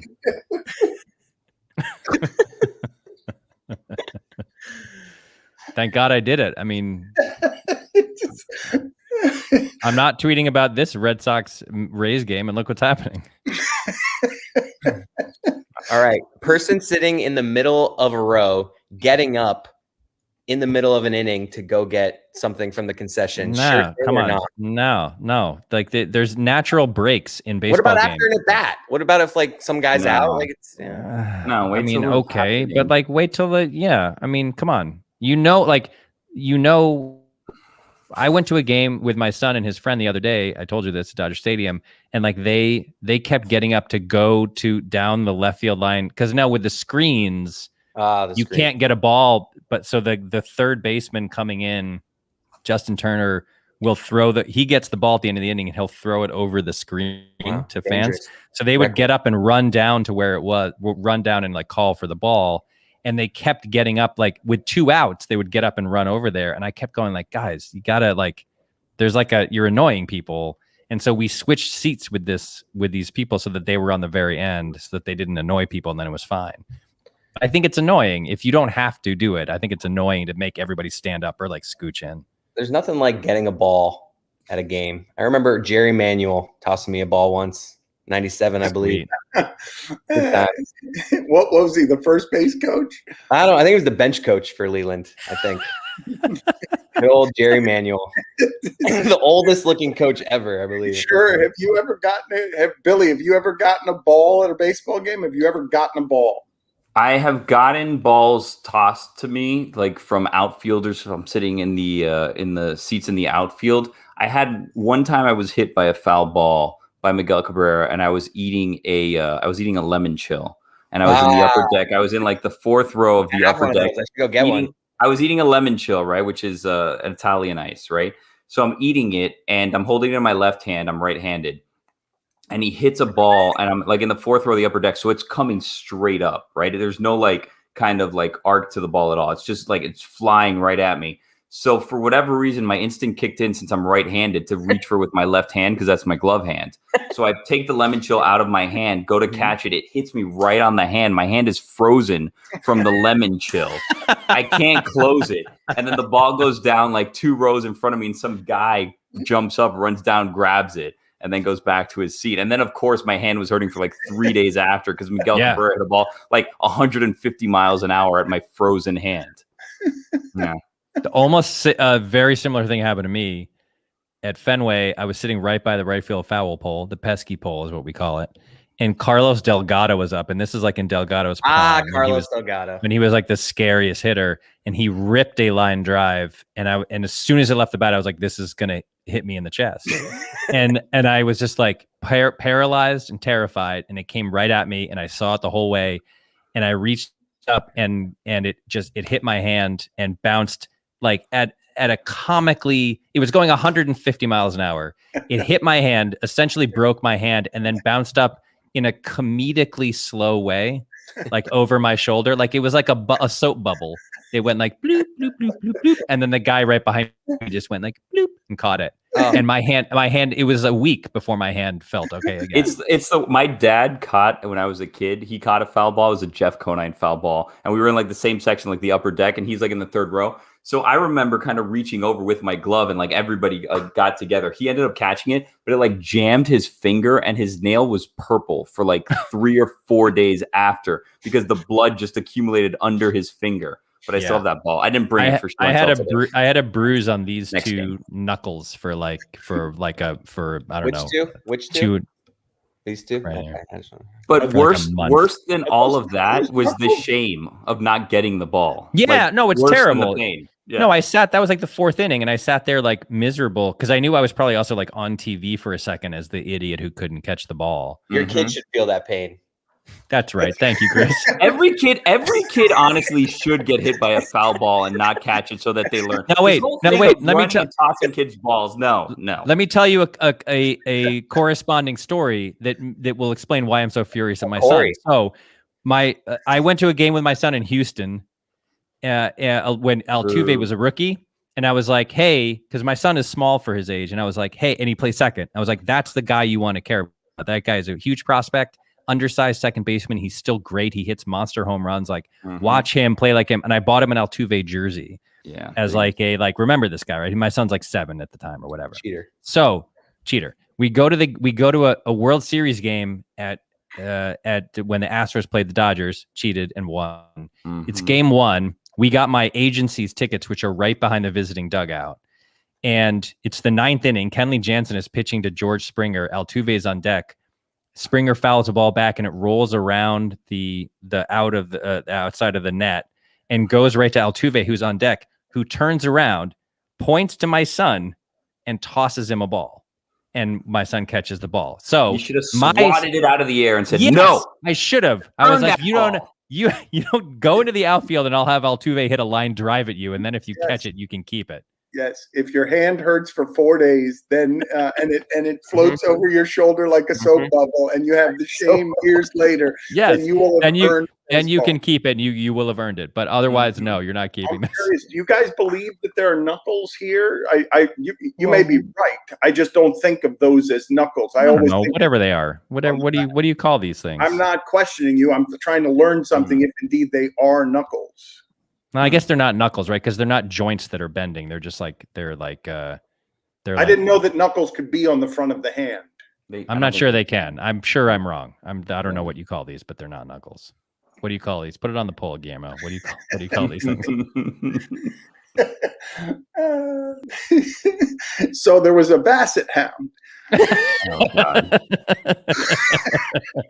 By the way, the Marlins are rallying here. I don't want to call too much attention we to need it. We need this to be 3-3, and then Gallo hits the home run to end the game. We need the Marlins to rally. Hey, No. Did you say April 21st, 2007 Marlins versus Nationals rally towel is in order here? Nice. Right now, Mike. How do you feel about rally towels? No. Right now, they're 1st and 3rd right now. This brings me to one of my sure thing or not questions. He's going to hit into a double play. They should bring back. Out. They should bring back the fake to 3rd, throw to 1st pickoff move. Nah, sure thing or not? Nah. Whatever. I know it's dangerous for but I like it. I want it back. I say sure thing. It's never worked. It does work though. It gets the guy to lead. The runner at first takes off a lot of times. It's never worked. It's never worked ever. Also, have they stopped doing it when you say they should bring it back? Is it like illegal? Yeah, it's banned. It's banned. You can't do that move anymore. Oh, I didn't know that. It was a couple years ago they did that. I think it was a couple years ago. They just took it out of all of baseball. Roy, where are you coming from? What were you doing? Anything fun tonight? Yeah, that was a goodbye party for a friend of mine. He's leaving Miami to go to Austin, Texas. So he's leaving. So now I'm home, and my wife is watching Downton Abbey, and there's no way I'm going to stop that from happening. No. Okay. Are you not a Downton Abbey guy, Roy? No. That's why I'm watching the game on the. Roy, where's your microphone? It's right here. All right, just because you sound a little distant. You're an audio guy, Roy. You're you're our audio expert, and I just got here, so I'm sorry. I don't know if your mic's on, Roy. I don't think it's on, but we can deal with it later. It's all good. Yeah. According to Chris Whittingham, it's the head of the metacarpal bone. It's the head of the metacarpal bone. Why isn't Whittingham on here? Why didn't you guys invite Fancy Lad? Invite Fancy Lad. Why didn't you invite Samson? Is this a delicate question? Is there any reason Samson hasn't been invited? Billy? I mean, You mean? Huh? By the way, I got a text here from Chris Whittingham too. It said, "Pesky Pole, get over yourself." Wow. Sure wasn't on that one, huh? Why? Interesting. It's just the name of the thing. What's on the metacarpal? You said you're like, we call it that. We do. But I'm kind of with Whitty here. Really? Sorry. Get over yourself to a pole. A pole. A pole doesn't need a nickname. Okay. Yeah. Get over yourself, pole. I mean, Johnny Pesky. I mean, come on. It should be called the Finch pole. Like, are there any other poles that have? Wait, no. Hold on. Fisk, Wait, hold on. Fisk, not Finch. Fisk. Yeah, that's what there used to be a hill that was named after a guy named Tal. Tal's Hill. Yeah. Yes. Perry Hill. Now there's the double play to kill the rally. Hill. Yeah, I should get credit for that. Yeah, it's all your fault. He did say it was going to happen. I think that was more impressive than what Mike Schur did earlier. If I'm being honest. I've watched too many Marlins games to know that 1st and 3rd no outs ends in a double play. They got that run in though. They did get the run in. Jazz is Yeah, back, but huh? that's first and third, nobody out, and the double play. That's You don't want the run that way. It's the saddest thing. You can have your run. You can have your run. Go fuck yourself. I get out of here. Like I'd rather it be 3-0 at the end of the inning. I don't want and the batter doesn't even get an RBI for it. It's just the saddest outcome. It's so much worse than being shut out. No patting the stats on that one. I miss takeout slides. I'm not gonna lie. Me too. You do? Yeah, I like takeout slides. Manny, the last takeout slide in the majors was Manny Machado taking out Pedroia and ending his career. Like, it's That's part of the game. Well, I like plays at the plate also. I was upset about that. Buster Posey ruined baseball. Yeah, I mean, these guys he had like 3 concussions in 2 years. Like, it's horrible. It's horrifying. Mike, explain to me, please, the Giants with Belt and Posey and all these players that are still around. Like, explain to me what the Giants are doing, how that's happening. No one knows. It is the biggest mystery in the world, in all of baseball. Nobody understands it. Like, you look at their lineup and their pitching staff and their bullpen, and you cannot know what single person can explain how they're winning this often. It's bizarre. And especially in that division, the Padres and Dodgers are objectively better than they are, like by far. And now with Scherzer and Turner, they're way better than they are. And it doesn't seem to matter. Like, it's driving everybody crazy. Like, it's really like, if you looked at their lineup and said that's a 500 team, everyone would go like, yeah, that seems right. You really haven't heard a good theory. No one's written anything interesting about it. Maybe someone's written something interesting about it, but I haven't seen it. I'm sure someone somewhere has done some analysis, but it's weirder than the Red Sox being good this year, because at least the Red Sox have a 2-3-4 of Devers, Bogarts, and JD Martinez, where you're like, all right, well, with those 3 guys in the middle of the lineup, I get how you score runs. But the Giants don't even have that. I just don't understand it. I wish I had better analysis for you. Maybe Samson knows. No, but if you don't know, I don't know whether the people watching this know just how much you care about baseball and just how much you know baseball. The fact that you've been here for 3 hours should indicate that to them. But today was a pretty fascinating day in baseball. My guess is that there is nothing that was happening outside of maybe your family life today that you enjoyed more, I'm guessing, than watching just everything that was happening in that. He enjoyed this more. Yeah, I think that's right. Yes, I did. I'm looking at their stats right now. I mean, like, they don't have who are their OPS leaders? All right, so Posey's having a great year. That is one thing you can say, is that Buster Posey is relatively healthy and is having a great year. And this guy, Lamont Wade Jr., that people at one point today thought was going to be traded, which is crazy, has kind of come out of nowhere. He plays center, and he's having a really good year too. But after that, these guys are, and Crawford, Crawford and Posey are the guys that we knew about. But then it's like Belt is having a good year, I guess. Yastrzemski's having a pretty good year. Basically, everybody on their team is like above average, up and down the lineup. And then they've got these pitchers who you've never heard of, who are just like Kevin Gausman, who is a whip under 1 in 20 starts. They have Alex Wood they got from the Dodgers, who's like weirdly good. Cueto's still somehow Johnny Cueto is still like he's still playing. Yes, and he's like pretty good. Like, he's like having a pretty good year. Not amazing, but next thing you're going to tell me is Evan Longoria is still playing. He is. He's having a good year. He's on the DL. Yeah, he's on my fantasy team. He's 5 years old. Yeah, he's on the Giants. He's on the Giants. That's correct. Yeah. That is ridiculous. Yeah, he's having a good year, and they have two really good relievers. That Jake McGee, who's their closer, is really good, and they've got this guy Tyler Rogers, who no one's ever heard of, who's really good. I don't know, man. It's bananas, and let's see if it holds up now that the Padres and Dodgers both reloaded. But the Giants got Bryant, like the Dodgers got Chris Bryant today, or the Giants, I mean. Yeah.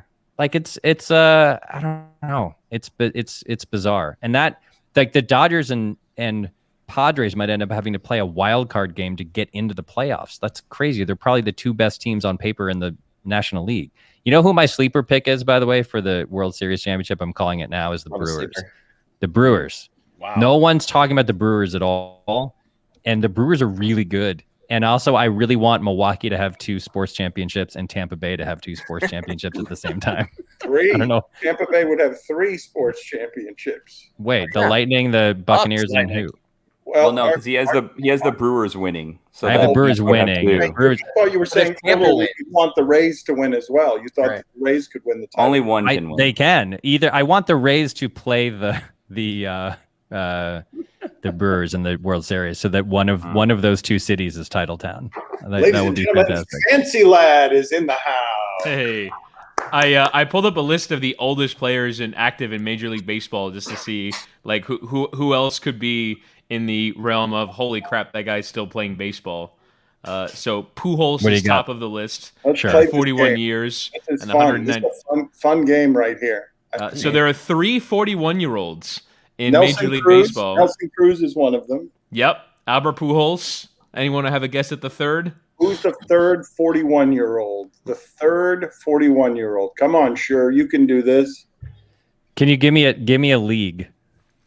Well, all I have on the wiki page is he's played for 11 teams. He's presently in the National League. 11 teams? 11 teams. 11 Yes. teams. 11 teams. Jesus Christ. Who the hell plays It's for probably 11 I'm guessing it's like a relief pitcher or something. Yeah.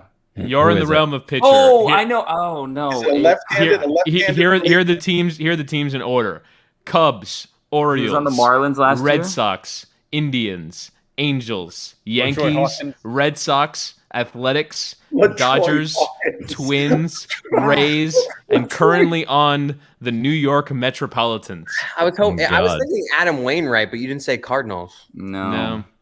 Is Adam Wainwright old? Is he still playing? Yeah, he's the 4th oldest player in Major League Baseball. Look at me. You guys know Sergio Romo's still bouncing around out He there. is. He's He's a on my Marlin. list. He's good. Well, decent. He was. The pitcher in question is Rich Hill. Rich Hill. You're doing it. He just got traded to Just the got Mets. traded. Yeah. Right? Good name for a pitcher. Is it as good a name as Pop? Is Rich Hill as good a name I as feel like a Screwed hitter. this Don't game most. up for the I think Marlins. hitters have Stop praising this Pop? Pop guy. Fastball has Pop. Yeah, fastballs No. can have pop. Yeah. How about No, Nate he- Bump? Pitchers that Get can out with their 2 earned runs is what Pop had. Right. Nate Bump's a great one. Grant Balfour. I feel like Dontrell Willis isn't going to join us. Grant Balfour. Well, he's saying ball 4 is a good name. Oh wow, that's that. Because of Wow, blocking. Chris, you're making fun of him. I was just like, it felt like a random one, but it's a really great one actually. All right, check out this giveaway, gang. This is a terrible name. It's a terrible name for a pitcher. Ball 4. Yeah. Gang. Billy just hit us with a gang. What about Bob Yeah. Walk? He was a pitcher. Yes, it was. Yes. Go ahead, Billy. I'm sorry. We interrupted you. This is an Ichiro Suzuki 3,000 hit tracker countdown bobblehead. Oh, Yeah. boy. See here? So you can Now- count all the way up. Now all it's the way time up to crush Donnie Baseball. Here we go. I was going to say, is this one 9,999 is hits. one of the things that In your wife? Colorado, he got the 3,000 hit in Colorado because they didn't. Oh, want you've heard? This is one of the things that Billy's wife said he can't talk about. Billy's wife's like, don't talk about Ichiro. Yeah, is that on the not story list?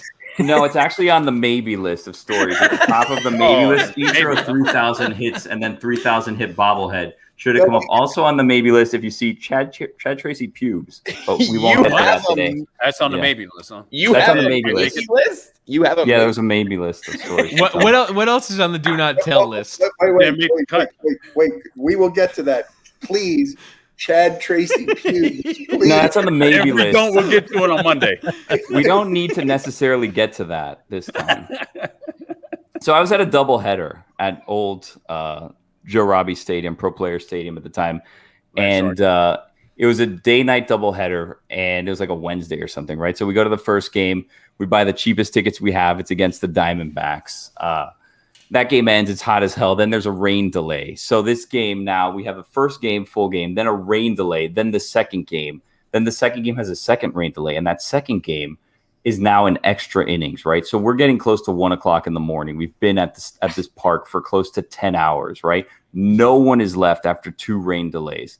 We move down to the front row. We're right behind the visitors' dugout. Love it. And Diamondbacks have Chad Tracy on deck. So I'm with some friends. I'm with my cousin. Everybody's like heckling. They're screaming all these things. There's like 10 people in the stadium at 1 o'clock in the morning. Good. Because it's the Diamondbacks when they weren't good, and it was the Marlins when they weren't good. and it's the second game of a doubleheader. Again, 1 a.m. So Chad Tracy's on deck, tie game. It's like the 10th or 11th inning. And he's just screaming all kinds of things at Chad Tracy to get his attention. Chad Tracy's being a professional, totally ignoring all the heckling until he screams, Chad, do the carpets match the drapes? And then Chad Tracy turns around and acknowledges this, smiles, and then gives a thumbs up. And then Chad Tracy gets on base, and then there's like a home run or something. Chad Tracy ends up scoring like one of the winning runs. And then as he's coming back into the dugout, points up as my cousin and gives him another thumbs up after kind of confirming that the carpets matched the drapes. Chad Tracy. Good story. Then he was a Marlin a couple years later. It's like almost as if he was saying like somehow that fact helped him play the game better. Like it was probably not something that had happened to him before at a game, I think. Yeah. No, it's happened. I'm telling you, as a redhead, that question comes up a lot. So should that have been on the, and since I was on the maybe pile, should that now that'll go to the do not tell in the future because it's been told, I think. Right. Yeah. By the way, here's Gallo's moment. If Gallo wants his moment today, which he doesn't need to because Rizzo already had his moment. He can't have a moment at 3-1. If he wants his moment today, here's his moment. But then the narrative would be like they both homered in their first game, which would be par for the course. Yeah. To like seal the deal. He doesn't. His moment, like this is Rizzo's game, so Gallo will have his game for the Yankees sometime in the next couple days. So he doesn't need to have it right now, but if he wants to have it, it's available to him. Let this go down in the record book as the day that Anthony Rizzo became a New York Yankee. Yes, of course. That's what happened. That's what I'm talking about. He became a true Yankee today. Mm-hmm. Gallo will not have his day. I feel like Robinson Cano has to be one of the older people in the league right now. No, he's still playing. He's not in the league anymore. Is he? He's still playing. Robert, he's Where? Is he on the DL somewhere? I thought he might still be getting paid. That might be the thing that's still happening. That he might, like Bonilla? That he's that not like Bonilla, more like Prince Fielder, like where he's I might be right. Well, he's banned for a PED suspension for the 2021 season. So he's not getting paid. I was going to ask if he was suspended again, but he is still on a roster. Wasn't Prince Fielder the highest paid player last year in baseball?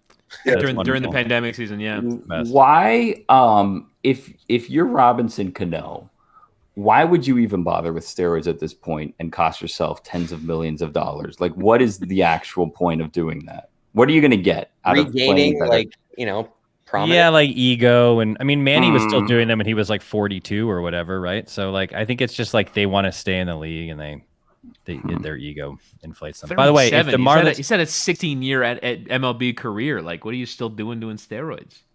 Yeah. If the Marlins walk off against Aroldis Chapman, I will donate $1,000 to Ron McGill's Save the Animals Fund.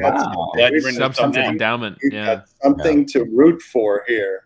And if they don't, he gets nothing. Oh my God, Rob! Well, I don't care about that. That's not how I was reacting.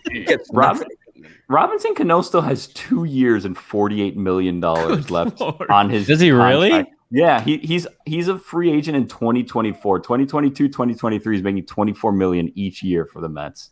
Oh God, is Yadier Molina still playing? Yes.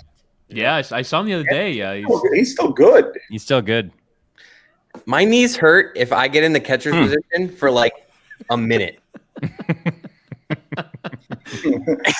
How does he do? Like, what's up with his knees? Well, he's a professional athlete. Yeah.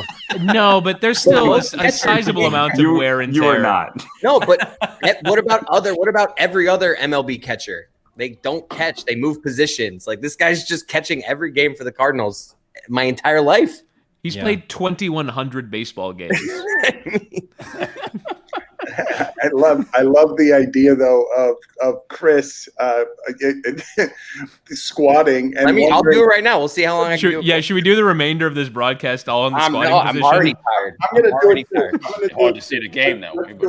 Neither of you will last 60 seconds. No. By the way, Billy, I found the date. I don't know why, similar to the Jason Giambi anecdote, I had to find a date and box score for this, but the date in question for your Chad Tracy does the carpet match the drapes game was May 20th, 2009. The Diamondbacks won 11-9. In extra innings, right? Yes. All right. I'm here. All right, I'm going to time this. All right, already starting to feel it.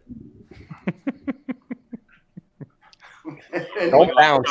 Bouncing hurts. Bouncing hurts. Don't bounce. Bouncing's not allowed. I mean, it just. Do you have to hold your left hand up in order to do this properly? My right hand behind my back. My knees are already feeling it. Like, this is not good. Billy, you're not participating? I'm not. I was actually holding out my bare hand. That's a good frame. I'm still doing it. All right, now let's all catch a fastball and frame it. Ready? Ball? How's that a ball?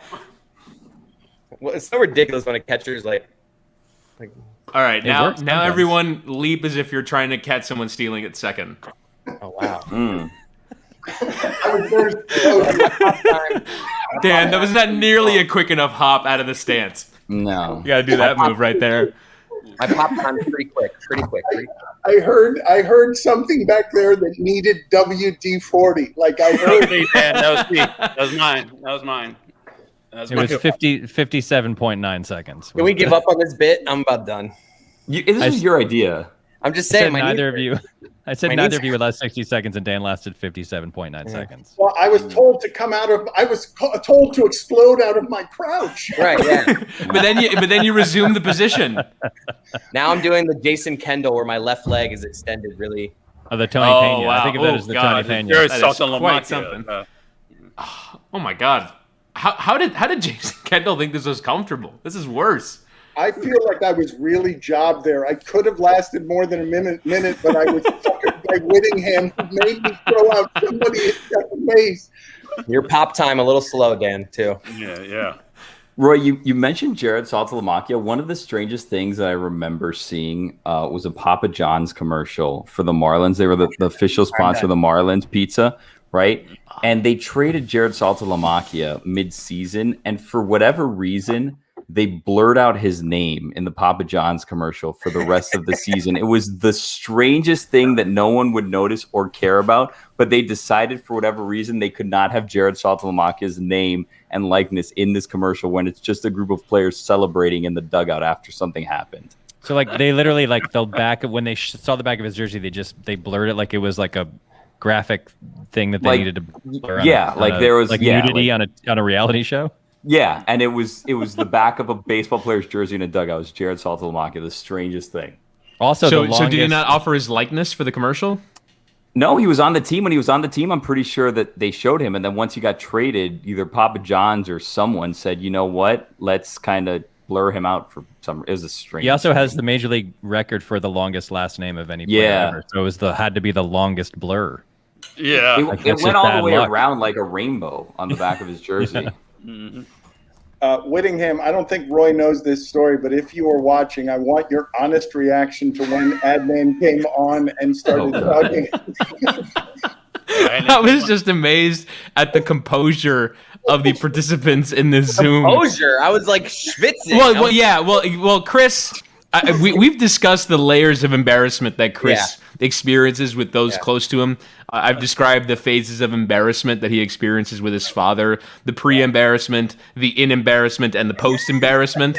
And I feel like he's kind of become, like Adnan is almost like his father in this respect, where he feels an intense amount of secondhand embarrassment. When it was happening, I was like, Adnan was my idea. Like, this is not going well. What's happening right So, now? Roy, do you have any idea what we're talking about? Roy, it's good if you don't know what we're talking about, because I'd love to have Whittingham or Mike Schur explain it to you. I'm assuming that Adnan came on and talked for about 15 minutes straight. And yes, but the subject matter might surprise you.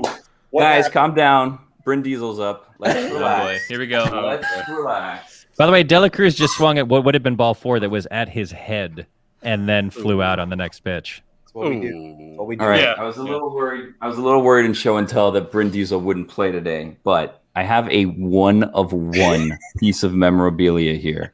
Are you guys ready for this? Mm-hmm. 1-of-1. All right. This is a 2018 National League All-Star Game jersey. It looks like National.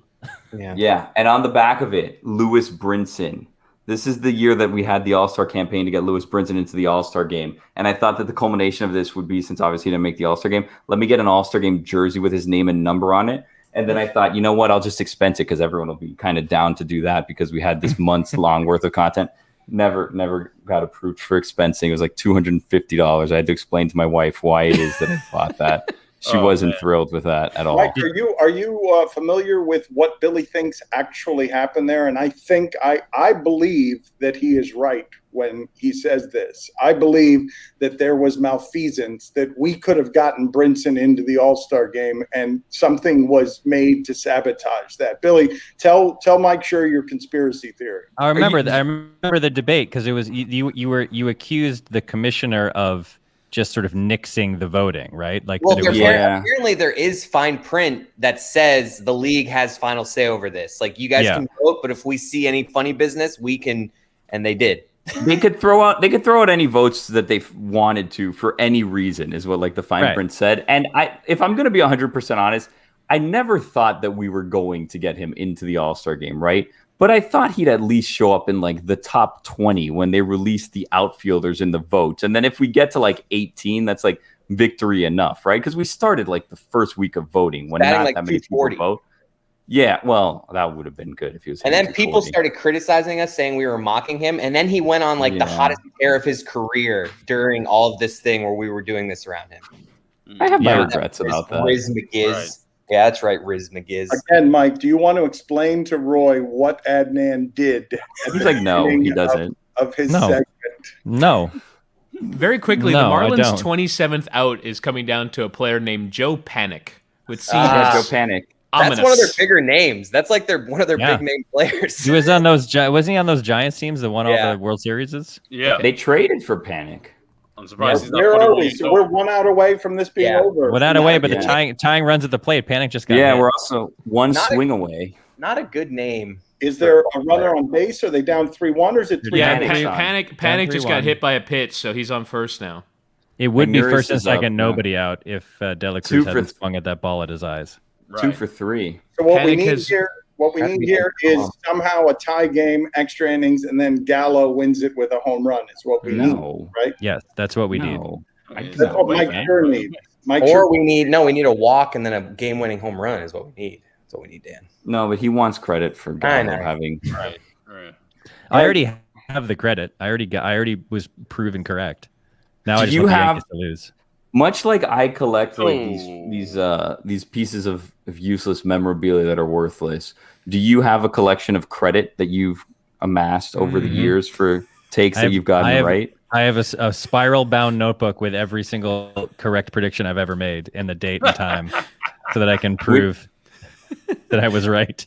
Which is your most valuable one? Which would you say is the credit that means the most? It's got to be the Luis Sojo walk-off single against the Blue Jays, April 17th, 1999.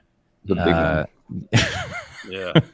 The thing is, Woody will now look this up and he'll tell you that didn't happen that day. Didn't happen. I can't believe Donnie T-Ball is allowing this lefty to face. I know. Did they not have a right-handed hitter to come? He probably ran out of players on the bench. If I were to guess, probably. The Sierra guy is also 2 for 3. So that's true. Hey, what's going on with the Cubs? That usually doesn't stop Donnie from making that lefty-righty move. No, he's pinch hit pitchers before. They literally ran out of players, the Cubs. He has pinch hit pitchers before. No, I know. Did the Cubs have the 19 players only? I don't know. I gotta check on that. We should look. We should have looked up what was happening in that Cubs Nationals game when they had no players left. Oh, it's fine. It went final. It was 4-3. Nationals won. Final. Oh, what are you swinging at, Billy? We've been so jam packed that we didn't get to like half the things we wanted to get to. I know. Well, you can do it again if Mike Schur ever wants to spend any portion of his life. Adnan will be here the whole time next time. Well, can it just be me and Adnan? It'll just be you, Adnan, and then in one of the boxes, a basset hound.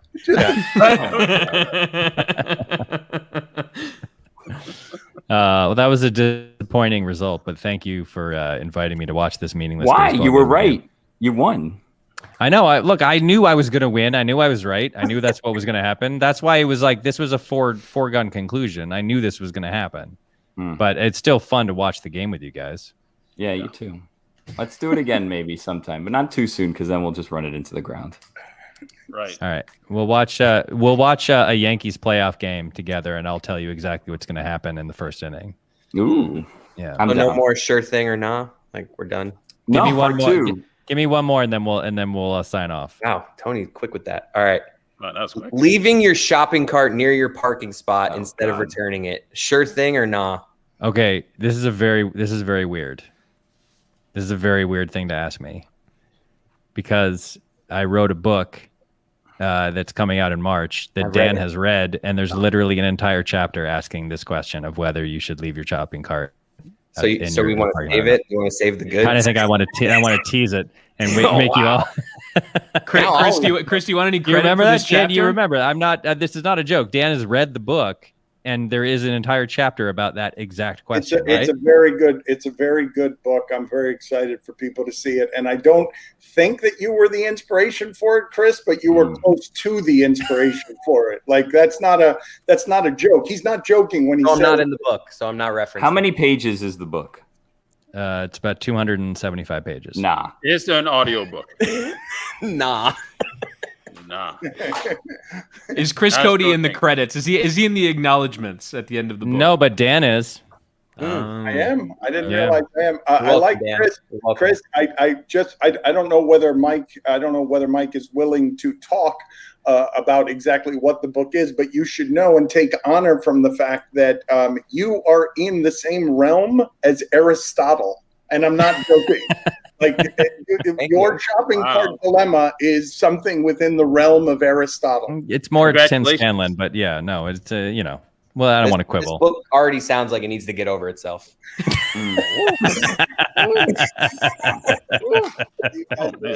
Well, listen, thanks for inviting me to your little meeting. Thank you for joining. Thank you, everybody, for watching. Maybe we'll do this again. Maybe we won't. Who knows? Yeah, maybe not. Probably not. Classic Billy dismount.